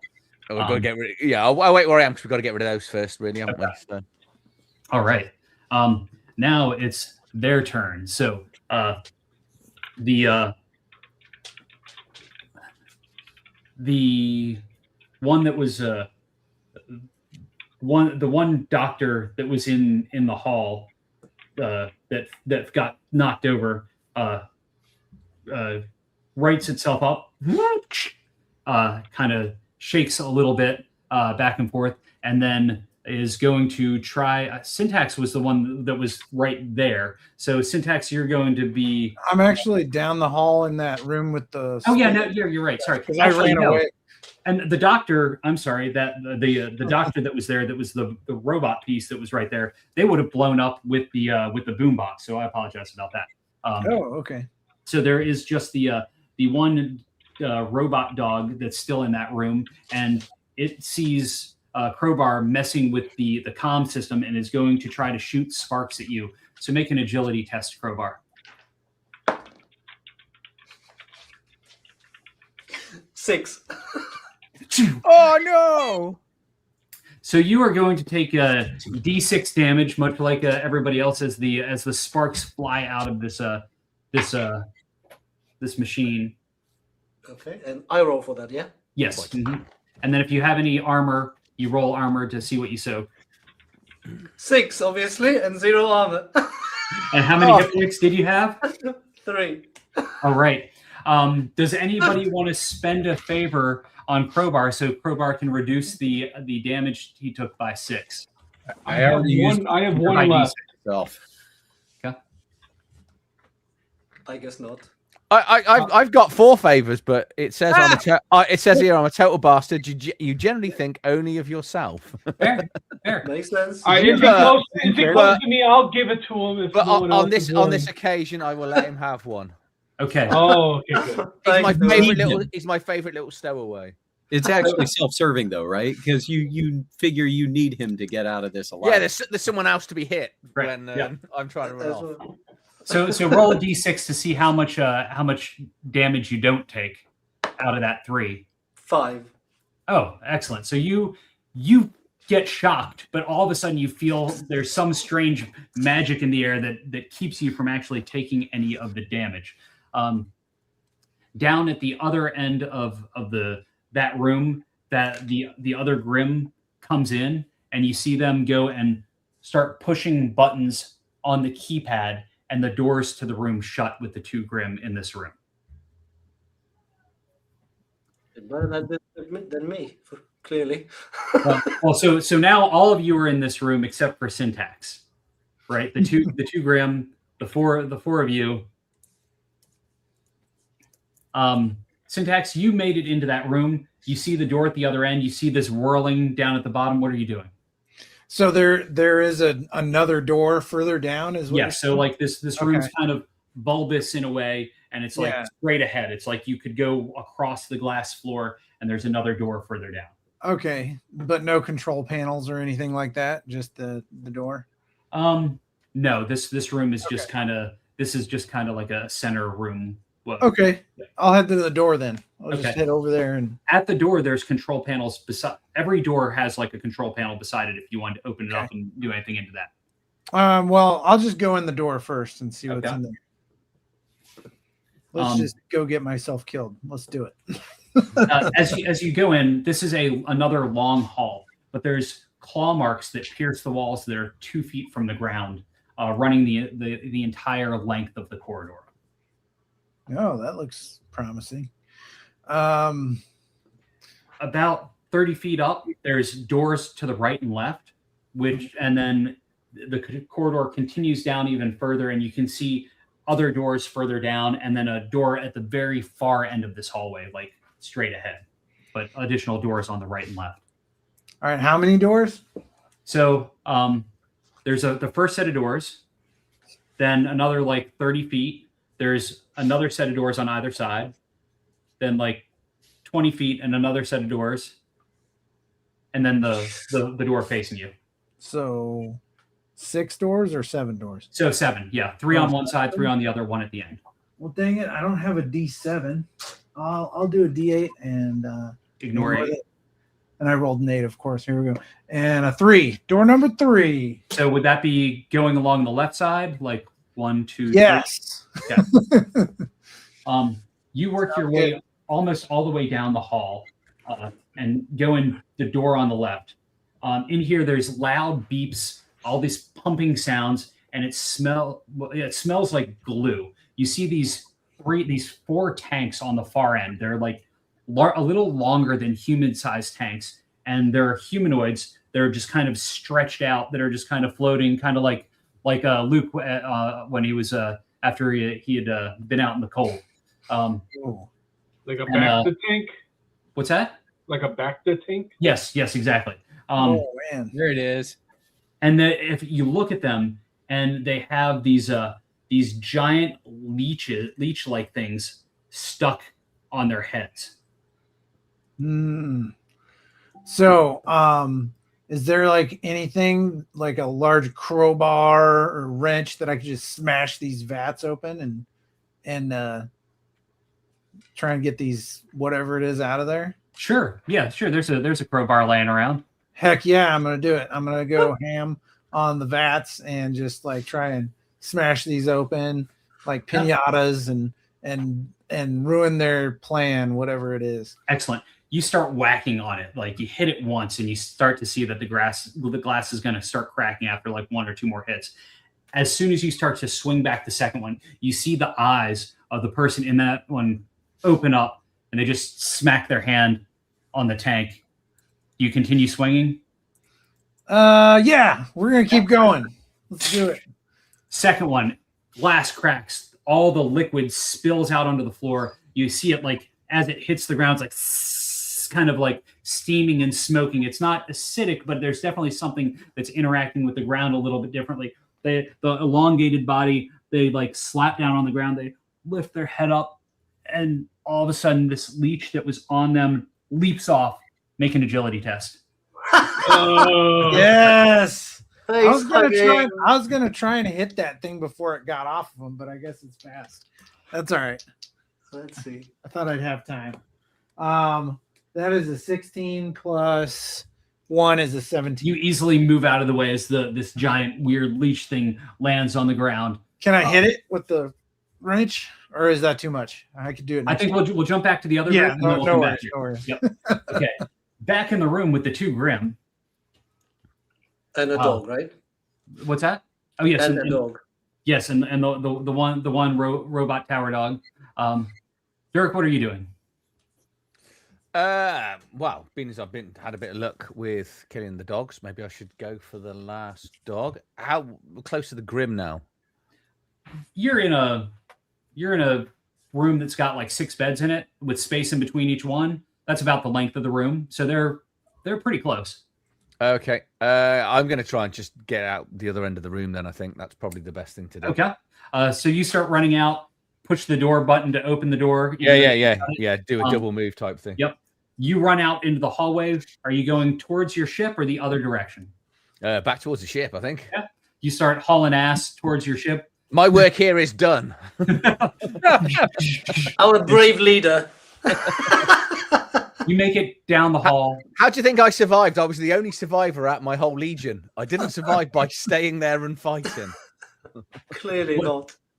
Glitch, are you going to ask another question, even though they didn't answer 42? What weakness can I exploit to kill more of you to kill you more easily? Oh, good one. It's a good question.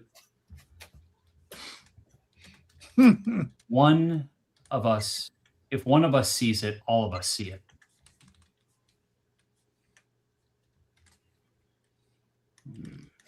But that's not a weakness.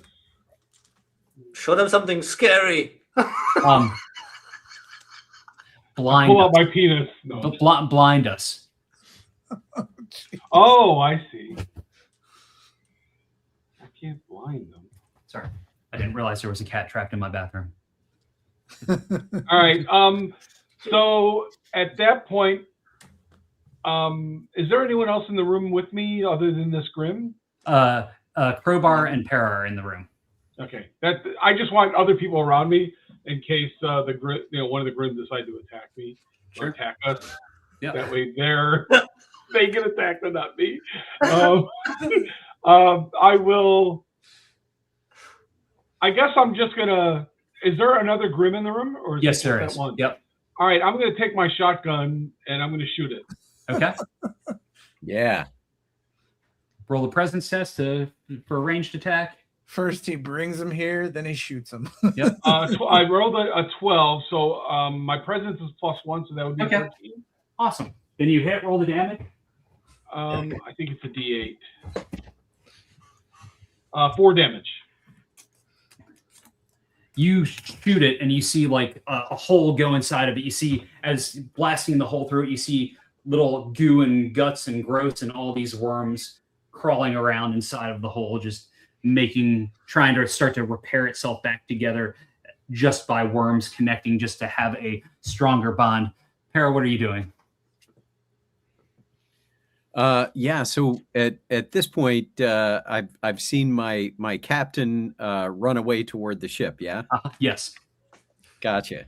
And I've seen that the thing that I blew up 2 Grimm before, I think, right? When Correct, I pushed yep. the thing out into the hall, but now there are a bunch of little Grimms. They're just like worms working their way in.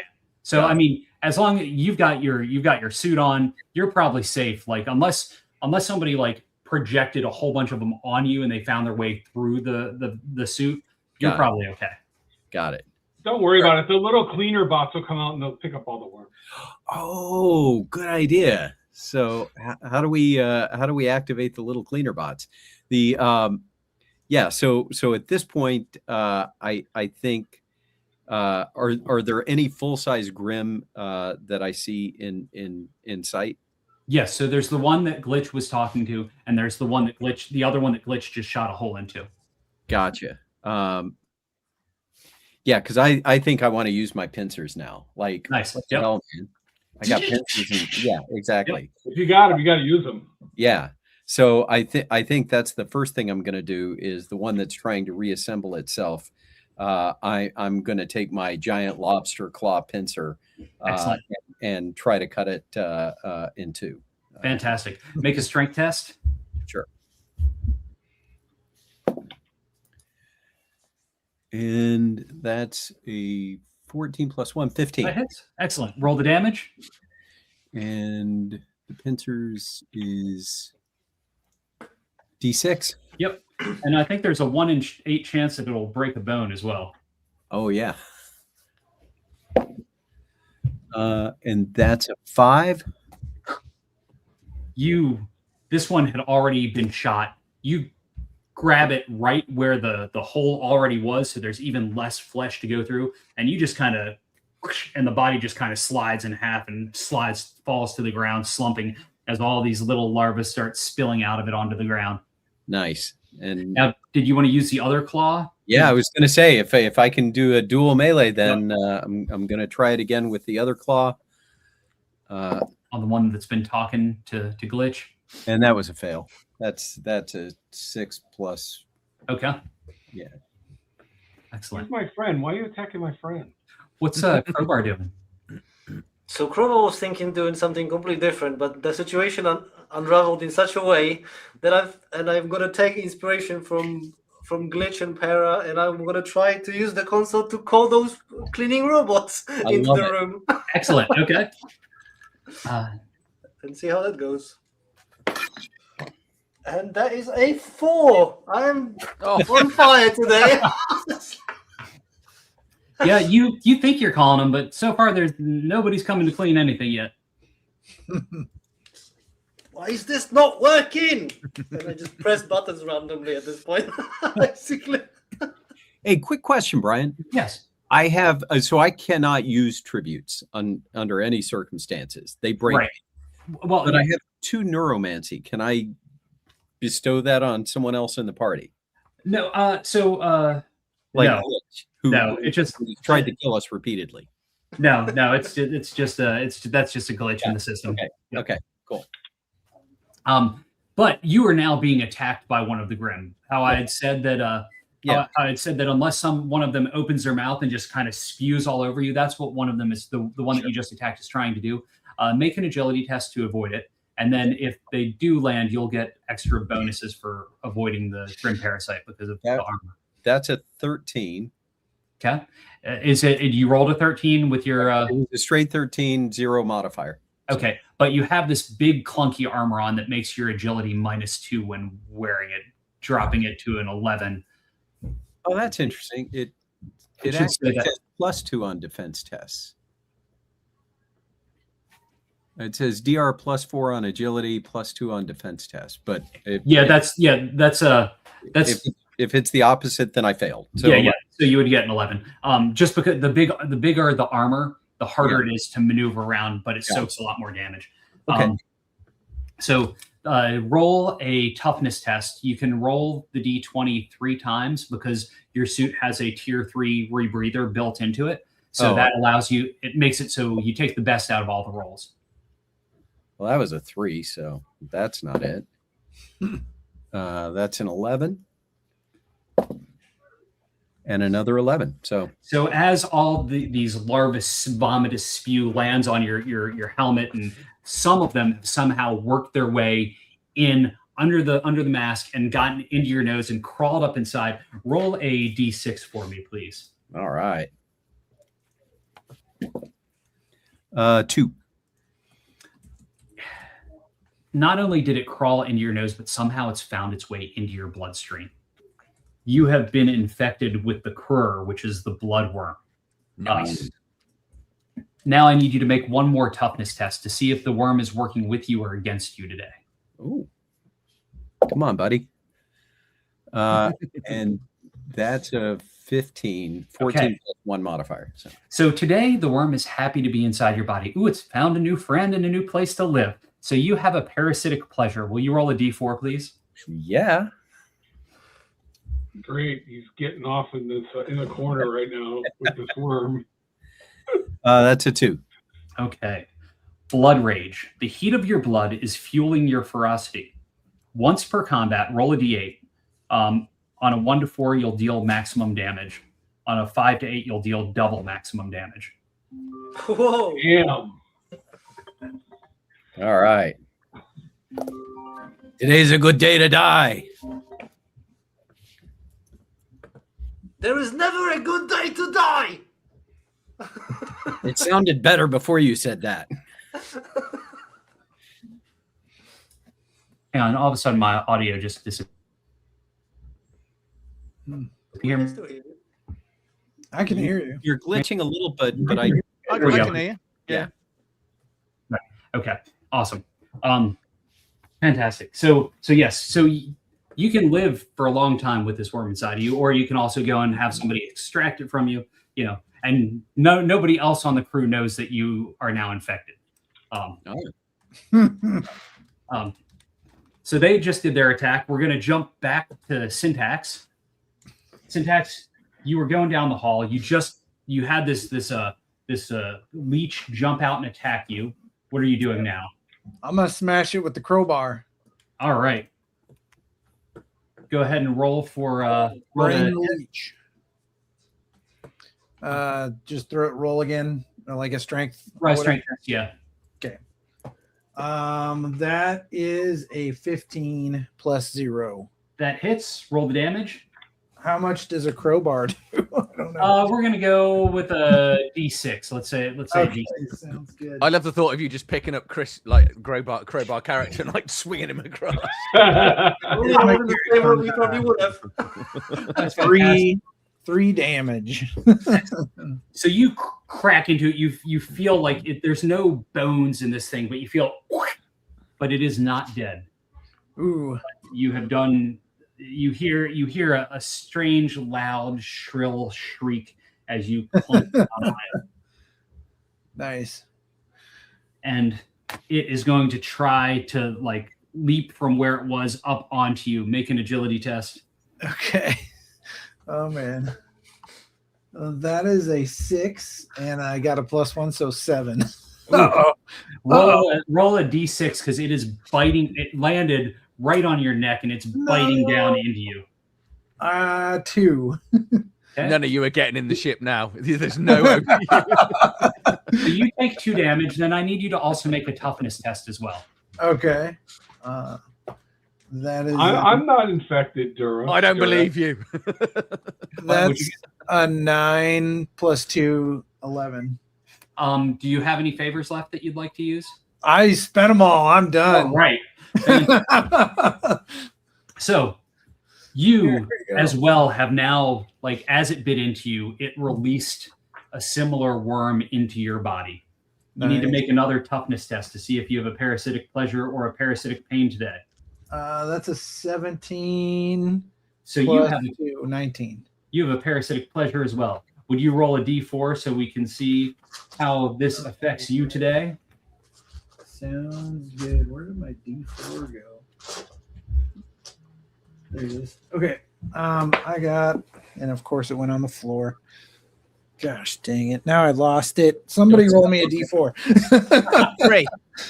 3? Yeah. 3. Bloodborne. You have a 50% chance of picking up the scent of others infected by the Grimm, whether they know they're infected or not. Ah, nice. So I can smell you. Yep. Watch out, Para. Para, I won't tell him if you don't tell on me. Exactly. Roll a percentile for me, Bill. Okay. Sounds good. Brotherhood of the Blood. Alrighty. Where did my other percentile die go? There we go. Found him. All right. I got a 5. Okay. 005. Excellent. You don't notice anything else except you hear a strange, like metal on metal scratching sound coming from further down the ship than where you've been. Nice. We're going to jump back to the other group. Dirk, you've made it to your starship. You've made it through the umbilical onto the ship. What are you doing?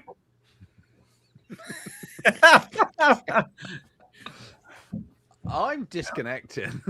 Okay. You managed to disconnect the starship.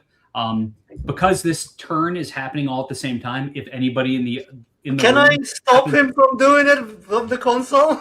If I see that there's like a command going through like disconnect, I want to stop it. But you don't know that that's what he's doing. You could try. Okay, this is going to be hard because Don't worry, guys. I'm going to get us out of here. it's another language and you don't really know it's happening. So I'm going to make it a DR18. It's going to be tough as It's hell. fine. I only need that 20. It's fine. Yep. Totally doable. 50-50. You'll either do it or you won't. I didn't. Funny enough. Oh. Excellent. I have to try. Yeah. What is Glitch doing? All right.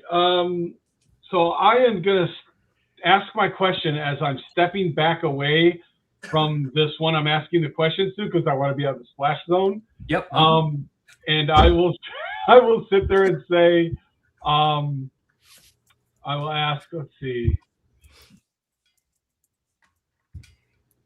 Oh, damn. I don't even know what to ask. Someone give me a question. Where's Durek going? Yeah. Where's Durek going? Who's Durek? Me. And then I step back and watch his head explode or whatever. Yep. The body falls to the ground. Worm bits and guts and bits of cranium go everywhere. Para, what are you doing this turn? At this point, I'm like looking around for things to stomp on. I've forgotten about Durek.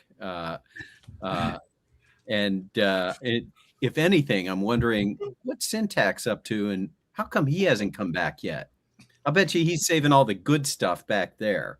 So I'm going after him. Okay, so you're stomping on worms as you start going out the hall. Smush, smush, smush, run down to find out what Syntax is up to. Because I feel like he may be holding out on us. Totally. You run into that same centrifuge room where the glass floor and the spinning. You see the doorway at the other end is open, and all the way down the hall, far down, you can see this elongated humanoid thing with these weird giant tendril things coming off their head. They've got really stretched out arms with super long fingers, and you can it's almost like a silhouette that you see as they're kind of backlit, scraping the walls of the hall, making this large metal sound. Where are my children? And then you hear that through the wall, through the doorway as well. Syntax, Durek, you are gone. You've taken the ship off. You've disconnected. And are you flying away? No. I'm gonna stay close. My plan's to come back when everyone's dead, just to take everything off the ship and then reclaim Fantastic. it. I'm Well, not an idiot. So excellent. Okay. So Syntax, what are you doing now? So do I still have a slug attached to my face? Yeah, they're on your neck. Okay. All right, sweet. I'm gonna stand up and I'm gonna walk out and talk to the person with the weird hair and the claws. And so they're like down the hall towards the Para, right? The end that you were walking towards. Yeah. They just came out that's probably where the bridge of the ship would be. Because that's the Can far I end get of it. behind that person, or are they in front of me? They're just walking towards you as you as you come out the door. They're like almost passing you.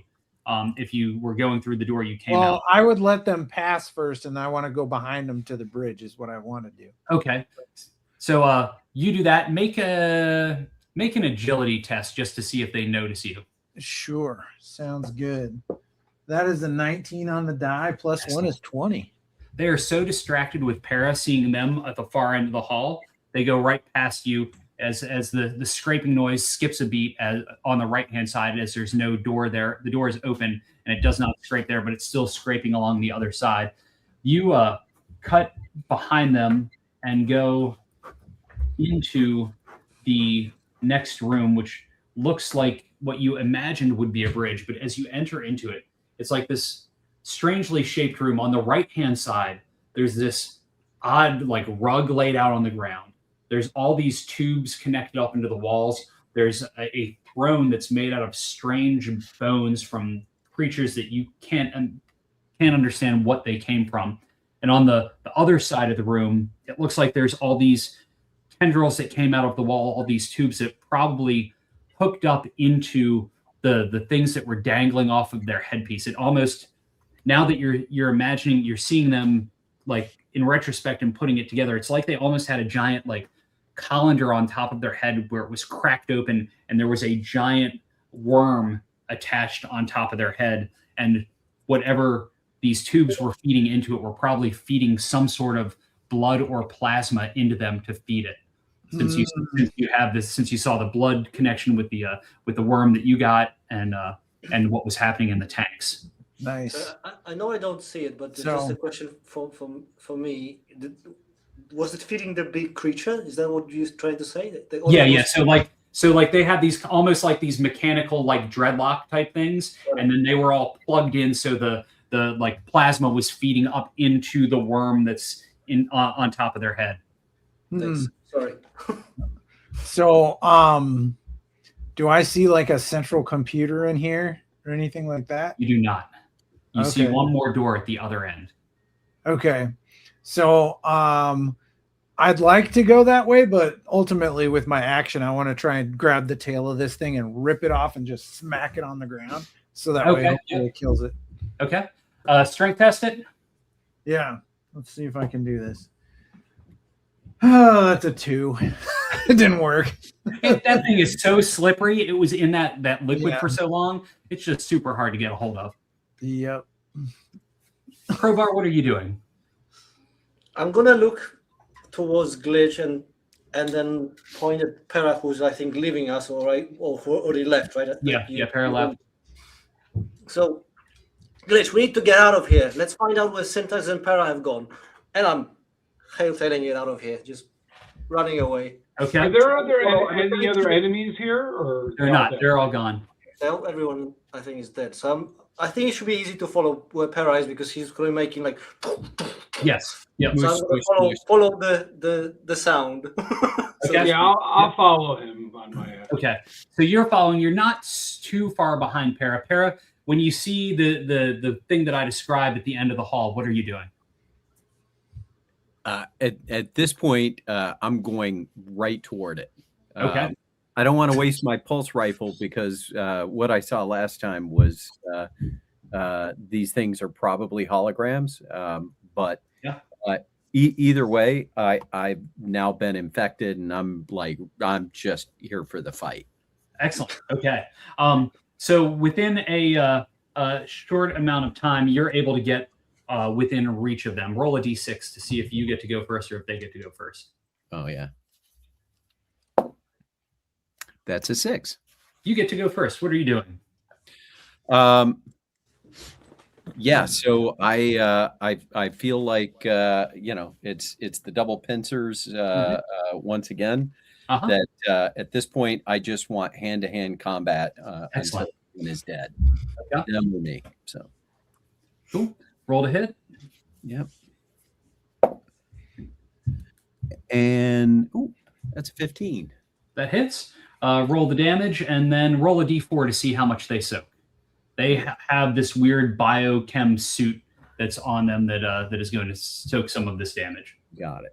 I've got him going full on Zoidberg with his pins. Yeah, that Star Trek homage episode when he does that, goes back to his hometown, his home planet. That was only 1 damage on that one. Okay. And then on the other claw, That is a 19. So Nice, that hits. And another D6. And that's a 6. Nice. And did you roll a D4 to see what it soaked? Oh, I mean, no. You know what? I'm sorry. Let me. Oh, that's okay. So that first one only doing 1, that would have automatically soaked it. Okay. And I had rolled a 4. So. Okay. So roll another D4 then Yep. for the second. So. Yeah. Landed on its side. 2. Okay. How much did you say it did that second attack first? 6. So it 6 did 4 total? 4. Yeah. Okay. Excellent. You cut into it and you hear it, and it starts reaching both of its claws up real high, and it comes slashing down with both at you. Make an agility test for both clawed attacks. Oh, question. With the blood rage thing, did that change anything? Yes. What did I say that did? Oh, you can choose once per combat. Do you want to have that be that second attack? Yeah. That's Okay, roll a D8. Roll a D8. Okay. D8. 5. That did double your maximum damage. So what was your maximum damage on that claw attack? It was 6. So it did 12 damage minus the 2 that you took. So it did 10 damage. So all of a sudden that second claw just rips right into Ketrol, and Ketrol is just disemboweled and just flumps over and falls to the ground. All right. And You, Crowbar and Glitch, see Para somehow just completely destroy this strange, elongated, alien-like creature. When did he grow so powerful? As I turn to Glitch. Like, they're really squishy.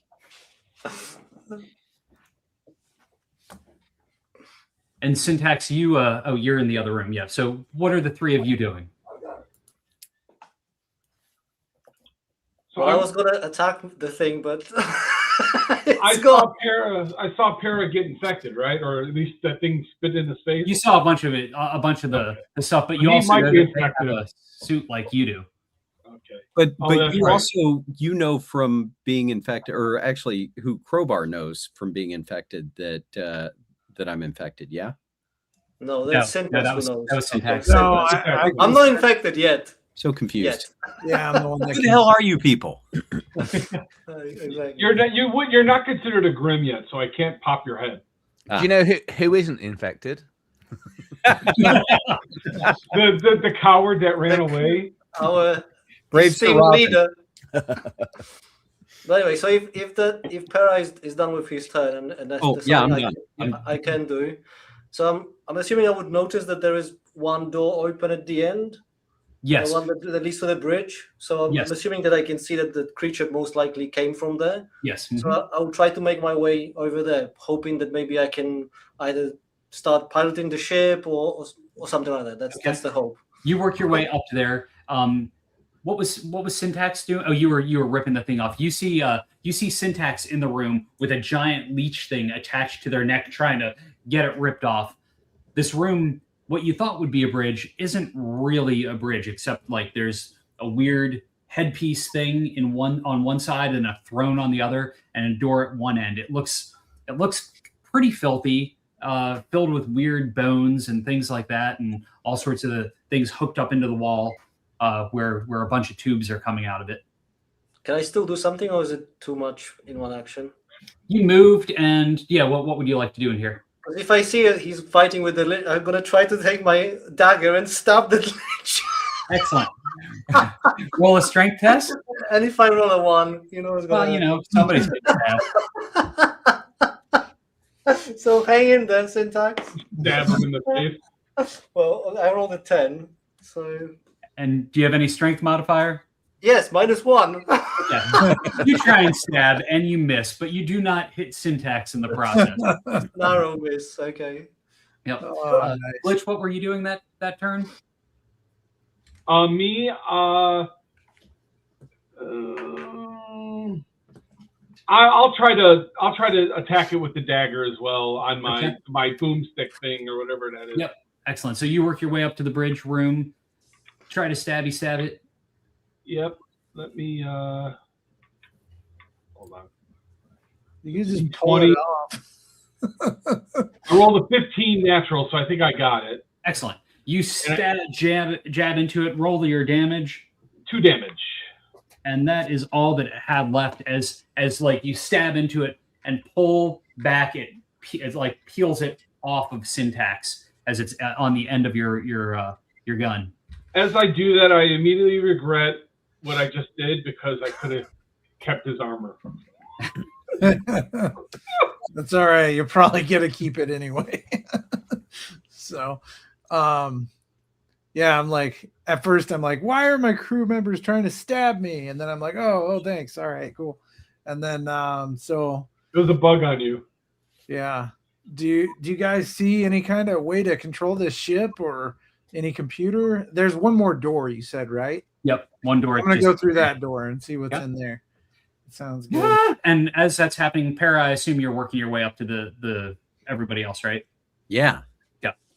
As you open the door, it's almost identical to the elevator type room that you came in on the other end of this ship, but now it's filled almost like a storage unit. It's filled with all sorts of stuff that looks like it's probably the belongings of all of the people that they've drained in this facility as they brought them in. So there's clothes, there's like stacks and stacks of little cred sticks that probably have a ton of money on them. The mother load. There's all sorts of weapons in here.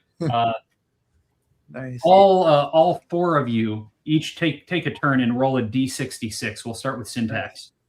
And I just turned to the other 3 guys. I'm like, don't let Derek know about this. Shh.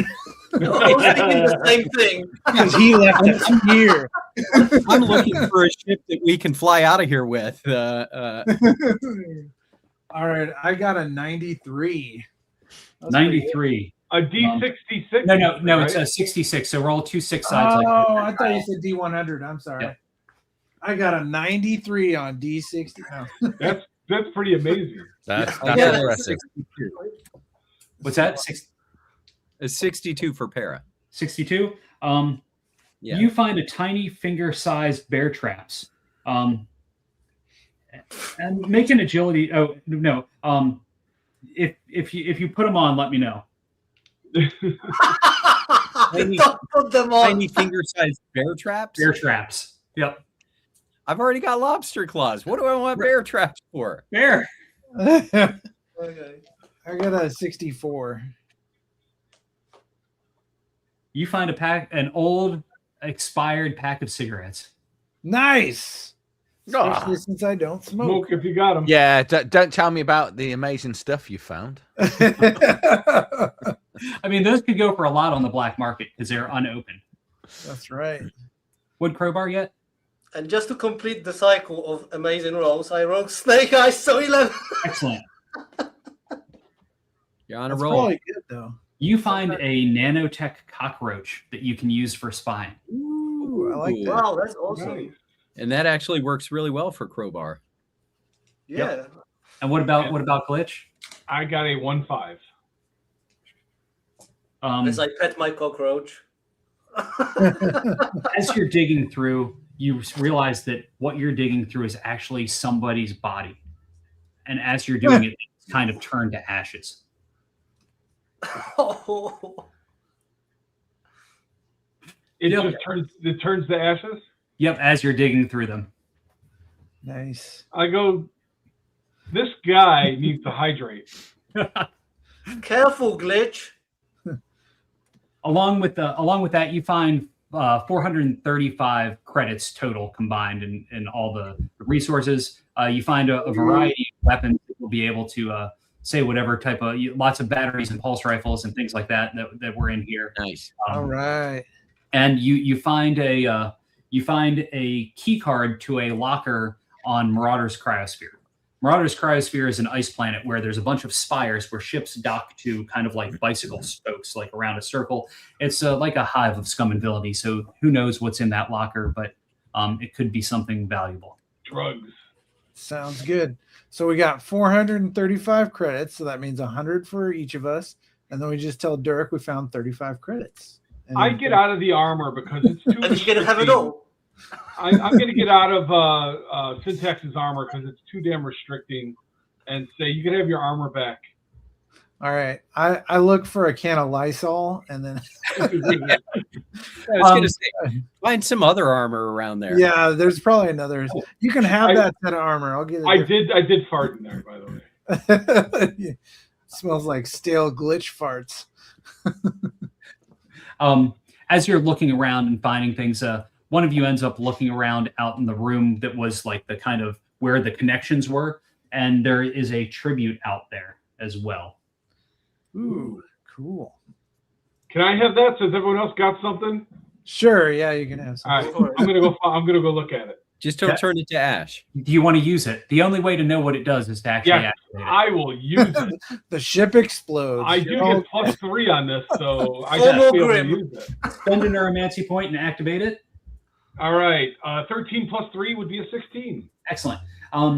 As you activate it, you realize as the magic is coursing through the little drive, you realize that any wireless electronic within 250 feet of you can control.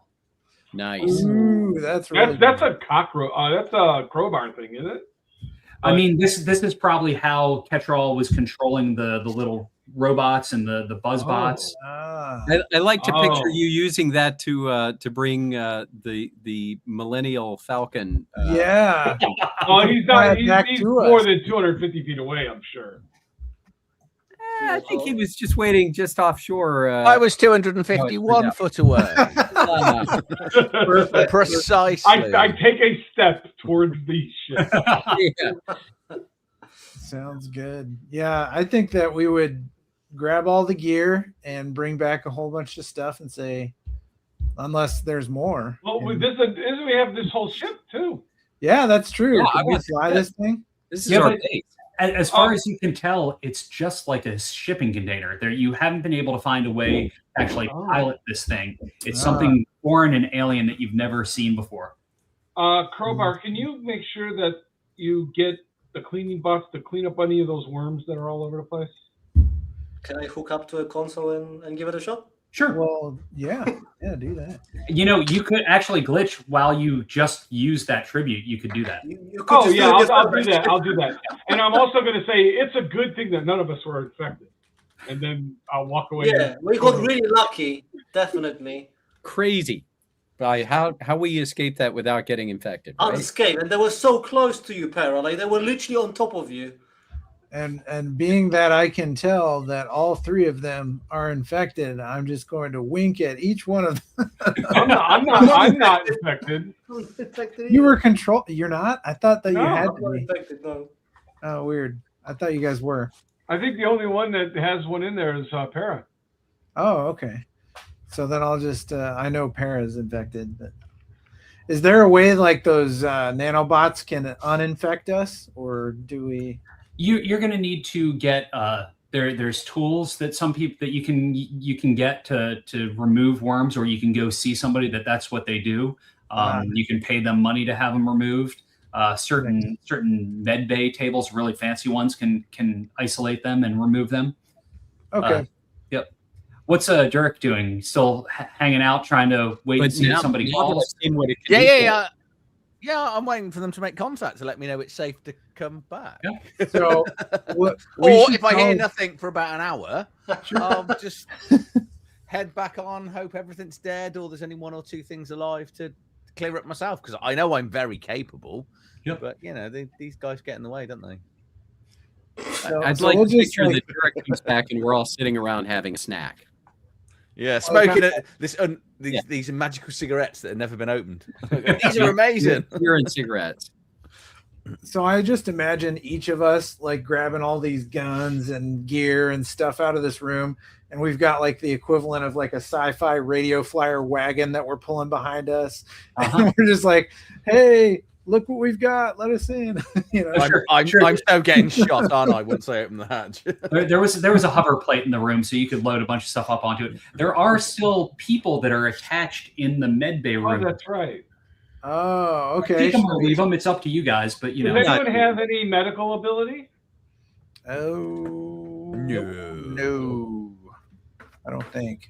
I have a limp ball that smells of the elderly. Nice. Well, that's Very, important. very nice. I have lysergic poison that doesn't work on robots. I was going to try and use it on those dogs. LSD. Oh, I do have freeze-dried rations that I could feed them if they're hungry. The people that are... Yeah, let's unattach them and see what they say. Let's save Just their before lives. we do that, though, please, because Maybe. you guys have all the armors and whatnot. I will try to find like a leather armor, so because Crowbar I don't think likes any like power armors and whatnot, and some sort of like pistol because I don't think he likes machine guns or whatever like that they use. Just something to just have a range attack and something to protect myself a little bit better. Sure. Brian, I have another question. Yeah. Using that tribute that you gave me, Uh-huh. would I be able to control someone else's power armor? I'm not going to say no. Well, no, hang on. Power armor's not really remote. Well, it's kind of remote controlled. You would have to describe to me how you do it, and so I think it'd be on. I'm just curious. Just We all start dancing like Thriller in the middle. Yes. So Crowbar, you can either have a blaster or a pulse rifle or whatever. A blaster will do. Yeah. I think what you need is a D20 that rolls higher than 8. Yeah, that too. No kidding. And what does blaster do in terms of damage? It does a D6, and it spends 4 charges every time you shoot it. So I guess I'm going to pick up a battery as well, which is like 24 charges, right? Yeah. Awesome. So Thank you. once we realize that there's no more threats, we're going to go in every room we can to try to find any kind of controls. Okay. Walking around the ship, you realize that there's a couple other corridors, and also the room that Syntax first went into with the people that are in the tubes. On the other side, there's another one. It looks like, upon inspection, looking at uniforms, looking at things throughout, these were members of Ketral's crew. They're being kept alive in these tanks with these leeches attached to them. And by crew, sorry, you mean crew, so did Casual had like some sort of insignia or something signifying that he was, I don't know, like a sergeant or lieutenant or something like that? Yeah, so they were like the captain of this crew, and then most of the people were in those stasis tanks with the weird leeches on top of them. So they're still in there, and if you tap on any of the glass, their eyes open up, and they are awake and alive in there. And they all have one of these leeches on them. You know what we should do is tap on the glass, put a boom box, like right suction to the glass, turn it on, and leave the room, and then leave the ship. They might not be bad. I mean, but the thing is, like this guy might have been just like controlling them, you know. Oh, that's true. I was gonna say if they're on his side, we should just blow them up. But we'll get the whole story. We'll get the attention of one of them. If I can find something to write on, do they understand our language? Yes. Okay. I'm going to ask them through writing, should we open up your tank? No. Will you die if we open up the tank? Well, do you want to die? What was the name of the guy? Tribune or what was it? Petrol. Did Petrol do this to you? Did you do this to yourselves? Are you jerks? Are you lying? Hand up to the glass, trying to. Should we want us to just leave? How will you survive if there's no one controlling the ship? Well, you can't answer me. Actually, I tell him to finger it. Like I say, write it. All right. That's perfect. At that point, I'm going to take my shotgun and I'm going to load it and stick it up against the glass. I think we just leave each one of them one of Para's boom boxes and just leave the ship. And think We, I only had I one. think that's. I was hoping there I'm might be assuming I more in found a that room. replacement in the room. Oh, sure. Yeah. Okay. Yeah. Totally. Yeah. Yeah. If there was a bunch in the room, we could just glue one or stick one to each one of those tanks, and then get on the ship with Durek and Millennial any Falcon. control- style. What's Is there any the controls phrase? to drain these things? Hang on. What do you say, Scott? Oh, I was saying, what's the phrase? Like nuke it from orbit. It's Oh, the gotcha. only way to be sure. Yeah. Nice. The only way to be sure. Well, And then- if you've noticed, I went full on Burke. That was my plan. You did. In for myself. That's your new call sign, Burke. And then what do you say, Dean? Is there any controls in the room to drain these? Yes, actually, on the bottom there is basically like a flush mechanism. I'm gonna flush one of them Ooh. and then see what happens to the guy that's inside with the parasite on him. So the flush mechanism, when you push the button, it takes two hands to do it because it needs to have that extra operation to make sure it's intentional. As you do that, the bottom just drops out and they are just sucked out into the vacuum of space. Nice. You see this from the viewport of the ship as you see somebody floating and Do I recognize any of them from my crew? I say Nope. my crew. Nope. My brave adventurer So types. they obviously are doing this on purpose to travelers. So I don't think there are any of them are redeemable. We flush them all. If there are any more like this, immediately as he flashes one, I'm just like, yeah, I'm just gonna press all of them. I'm just running around. Just put them on. excellent. Sounds So good. all of them get flushed We in a flush them. short manner of time from both rooms. We just like chemical toilet right out into space. Right. Well, that's one way to save our boom boxes for later. Fantastic. Sounds good. All right. Anything else on this ship that's worth scavenging, or is there any? Do we find any controls that can control this thing? You do not. You find I think You it's find, a cargo like- container. yeah, it's just like a car. Yeah, like it's just like a shipping container. You find ways that the plasma was being removed from people. You find how, like, if you wanted to have vats of plasma, you could have that. That would probably be worth something to some medical Yeah. facilities. So can we tow this thing back to civilization and sell it? Oh, I like that idea. Yeah. Yeah, you could definitely try that. Let's Yeah. do that. Let's I just say we know do the that. whole thing. Let's call Durek and tell him to come back. Yeah. We hit the mother load. Right. Tow this thing back. Dirk, you're getting hailed on the comms. Your brave captain speaking? Oh, so you're alive? Yeah. Any infections I should be aware of? No, everything is Nope. clean. All good. Excellent. Find anything of use? Yes. Yeah, we have control of the whole ship. It's not really a ship. We're gonna need to tow this thing back. Maybe we could sell it and everything inside it. Yeah, I totally agree. Maybe we should just connect you up and I'll just tow you all back. Wait, inside this, I'd be. No, much yeah, more you got air, than haven't you? yours. I would like coffee. There's no coffee machine on that ship. We haven't seen any. I don't really want to take any chances. I'm thinking on. I don't know. If we trust. We know.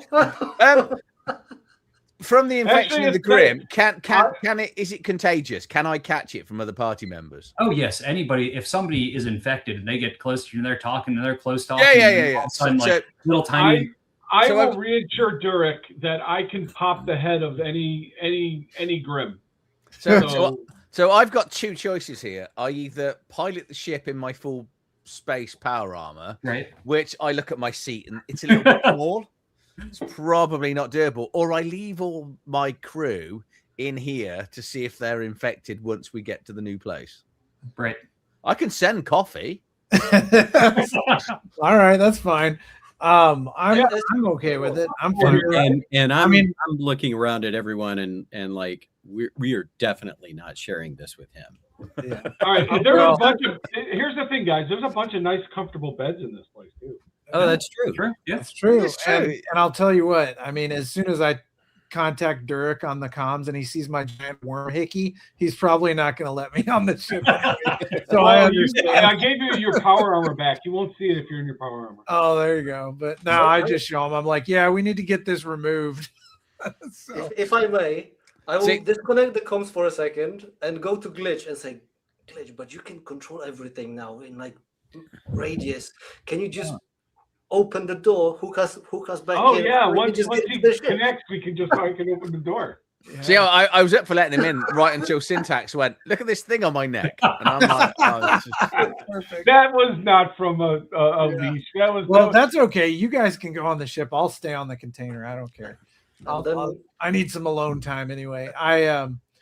What I want to do is there was that planet you said that we got the coordinates. Yeah, the key card. Yep. Yeah. Card in the locker. Let's give Durek the instructions and the coordinates for that, and we'll just go straight there. That way, hopefully there's also like vendors there and merchants that would want to buy the stuff on the cargo container.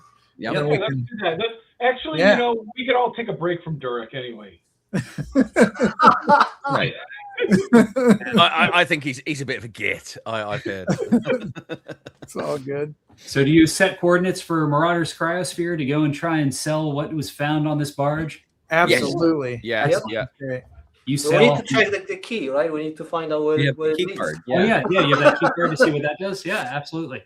Well, you set your course for that for that planet. Head off on that way, and it's been 2 hours and 20 minutes, and you want this to be 2 to 3, so that's probably a good stopping point for you guys. That was great. That was fun. It was super fun. Thank you all for playing. I really appreciate it. Yeah, thank you. Thanks for GMing. Awesome. And the comments in the YouTube were right. Everything's better with Infections. Yes, I recognize some of those faces. I forgot to switch over to the comments to be able to see it until right at the very end. I think infections are a terrible thing, and life's better when you're a coward. You live longer as a coward. Yeah.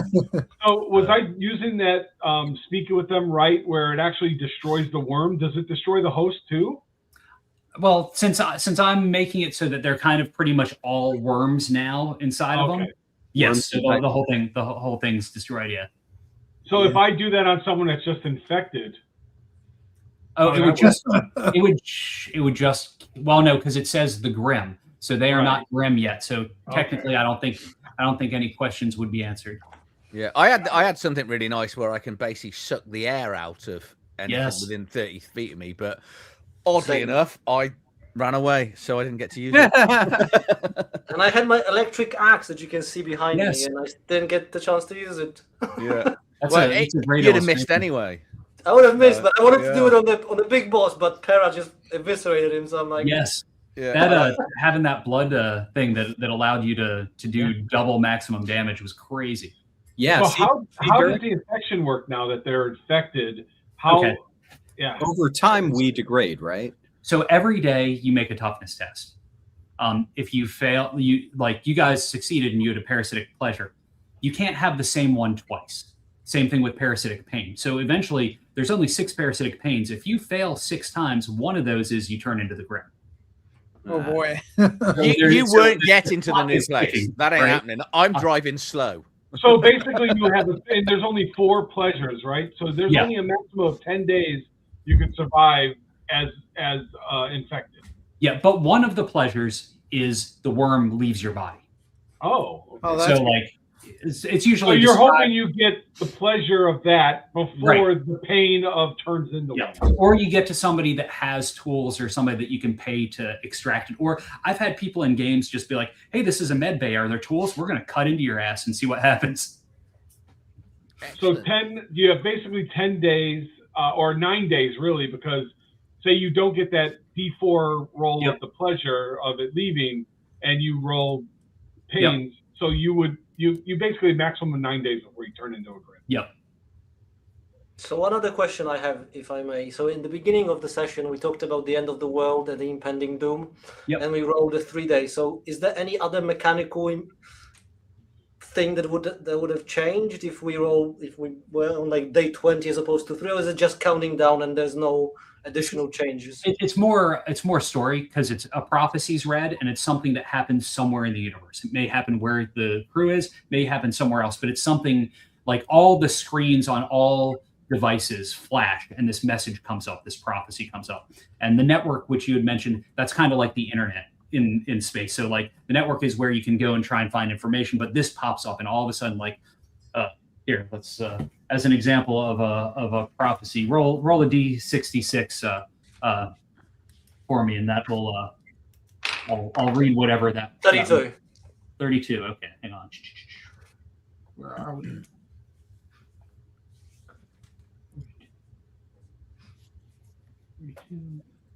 Oh, come on, Brian. I can find it. Here we go. The ending is 32. The maw of the helmet will unhinge its jaw, allowing the influx to spurt like a geyser of blood from an artery. So the helmet is a location. It's like a lot of weird aliens and demons fly out of the helmet from other dimensions. And so if that happened, all of a sudden there's a huge influx of all these other invading species and things that is then going to add to the storyline of whatever game you're playing. So it's more like narrative than anything. I was just curious if there's mechanical, like maybe the monsters hit harder or something like that. No. So it's all just narrative stuff. So we've got What a question everyone here. thinks- Go ahead. Sorry, just someone that's watching has got a question. When the worm leaves the body, is it still alive? Usually, unless somebody extracts it and kills it. So like if, say, you have the gut worm, the rot, and it like bursts its way out of your stomach and slithers away, and if you're sleeping in a room with one of your other crew members, it may find a new host while they're sleeping. So when you get the pleasure one and it leaves, is it still, so it could still go and infect Yes. someone else Yep. that's in, yeah. Totally. Right, good. Excellent. Have you still got late pledges going on the recent Kickstarter? Is it worth Yes, me on sharing it in here? BackerKit. On BackerKit, yeah. If you go to or if you go to the Kickstarter, it'll click onto the BackerKit page. Okay, so I'll share the Kickstarter because it just mine's That's different, easiest. obviously, because I'm currently backing it. It doesn't show the way. I don't think it's going to take me through the backer kit Let me if see. I click pre-order. Oh yeah, it kind of does. Yeah, I like okay. the combat that the onus is completely on the players. Yes. Rolling agility checks not to get hit, things like that. It's like player-facing combat, which is I like. And that's completely taken from Mörk Borg. So that's not me making the mechanics. I just hacked them. Yeah, I do that in my Shadow Dark games, Nice. where it just takes away some of your responsibility too as a GM. Right. Yeah. Yeah. If a character dies, it's because the player either It's rolled your real fault. shitty or they made bad decisions. I also let them use like luck tokens to modify that. Yeah, so Yeah. it works out. So from a late pledge back in, are you still using your European distributor that you had? So it might help with the EU fees. Yes, I will. Over here, or- Mhm. Yeah. So does that normally mean that we'll just get like some of the fees, as in we'll just get the VAT, but we miss out the other bits? I can't quite remember how it works. I If you believe just so. move it centrally, Like so, yeah. it goes through a UK fulfillment center. So usually, like however you get stuff from the UK, whatever, like when stuff's shipped to you from them, that's how it would come across. Cool, because So there's quite a this lot. There's quite a lot in the latest Kickstarter, isn't there? You've got like the Yes. box set and everything else Yeah. that's on there. And So- all the zines and that stuff is stuff I'm now printing myself. So Cool. Cool. So Yeah. this is kind of like where Pirate Borg is like the pirate version. Yours is like the Sci-Fi Borg. Then. yes, I was the first full hack of Mörk Borg. Oh, Nobody nice. else had done a self-contained book, and then yeah. Cool. I Well, like this is awesome. I No, have it to was say, a lot of fun. Thank you very So, much. yeah, I had a blast. Thank you. I Awesome. wasn't Thanks, sold guys. on the art, if I'm being honest, because I couldn't read any of it. Because that's my problem with Mörk Borg in general, that I can't read it. Well, there on my website on creaturecuration.com, there is a skeleton crew version of the rule book, which is all of the art stripped out of it. It's black and white, and it's a free PDF, so you can have all the rules for free. It's Oh, it's awesome. funny that you say that though, because when we ran Mörk Borg at our local game shop recently, we ended up having to use their stripped down. Everybody had the book, Right. The art by Johan Noor, Yep, or whatever, but Yep. we still ended up using the skeleton key version or the Yep. stripped down version Yep. because it's just so much easier to access during play. I bring both to the games that I run at conventions and shows and stuff, just so that there's the options. That's and awesome. I love it. Reading, like, the physical version is much easier for me visually to read than the digital version of the art one. But that's how it is with almost all art-heavy books. Well, yeah, it's more of an art book than, Yeah, and I wasn't criticizing art because I love the vibes that it gives. It's phenomenal. That's why I wanted to play. It gives me that, and I'm going to say the word. I'm sorry, when we're recording, I'm going to say the word 40K. It gives me the 40K vibe of it does actually. Vast Grimm, and all those, like, Para was like Adeptus Mechanicus. I was a Psyker. You can draw the parallels easily, right? Yeah. Now you got to make a 40K think of it. But I love it. Well, I've got a skirmish game called Squirmish, which uses that's set in the same universe. Yeah. Yeah, that's right. I listened to that Ship of the Dead awesome. podcast with Luke. Oh, nice. That was good. Yeah. Nice. I kept having flashbacks because I used to play Necromunda all the time in high school and college. I love Necromunda. Nice. Necromunda is the best. So, but yeah, I love skirmish games. Have to check it out. Yeah, and you got your amazing blunderbuss card games that I can't afford to get shipped to this country because it's too bloody expensive. I know. I'm sorry. So I'll get it worked out soon. So I believe that BNW, Brave New World, the distributor out of Germany that sells to the UK and EU, I believe they're carrying it now, so that should be able to get into some stores over there. Oh, okay. Okay. Yeah. Are you going to GaryCon? Yes, I'm going to GaryCon. Sweet. See you there. Excellent. Yeah, I'm looking forward to GaryCon. Awesome. It's gonna be awesome. Yeah, awesome. Was that cool? Liza Frank Trapper Keeper you got there? No, so I'm making battle binders, which are A5 size binders. Oh, nice. So this is the Squirmish one. Oh, and nice. so that is awesome. It's got the rule book, the character creation book, and then the scenario book. And that's part of the Kickstarter, or is it separate? This was a separate Kickstarter that I just fulfilled. So they'll be up on my website and probably after GaryCon, because I've got 3 conventions in March and I'm only home for 9 days in March. So the good thing is, if you live in America, you can get it shipped free to America. But Chris, what we can do is we can get it shipped to Dean or Bill's house or Scott's house, and then they can send it to us as a gift. Yes, free. There you go. I'll let you organize it, Adrian, but I'm all in. I will buy back the Kickstarter. I didn't even know I was wondering why we're even having this. Again, I'm a random person. Yeah. Unlike everyone else in here who does some crazy things, I'm just a rando. I got a to play in this game, which I'm super grateful for. But I'm gonna pick it up because the game looks awesome. Yeah. No, it's brilliant. It's brilliant. So thank you for running that, Brian. Any other questions before we sort of end this? No. That was great. I love it. No, Thank you. I had a blast. Thank you so much. Great getting to play with you guys and make new friends. I really appreciate it. Yeah, absolutely. Hope to see you at GaryCon. Yeah, you I'll will. look for you guys there too. See you guys there. Thank you. All right. Thank you all. Thanks for watching. We're back live next Friday with Dropship, which is it's not out yet. It's the brand new version of Horde Wars Advanced. So Todd will be running that, and I think we're one of the first places to actually fully demo it live. So that's going to be good. I'm in that one too. You're in that, aren't you, Dean? Yeah. So Dean and I will be back next week. Awesome. For everyone, thanks for the comments. Thanks for joining in. Brian, especially, thanks for coming on and running it. And we'll get you back to do some more different adventure because, they're all going to die on the ship. And I'm just going to walk on when they're infected and take all the money. So. As soon as one of them turns, I'm going to pop them like a balloon. And all I need to do is given up your suit. Roll up a new one. So yeah, you gave up your suit. That's the problem, Dean. See, I'm piloting the ship. I'm just stood piloting in my big suit. Hiding under blankets and stuff. Yeah. In a fetal position. Yeah. Thank you all. Cheers for watching. thank you, Adrian. Thank you. See you soon. Thanks. Bye.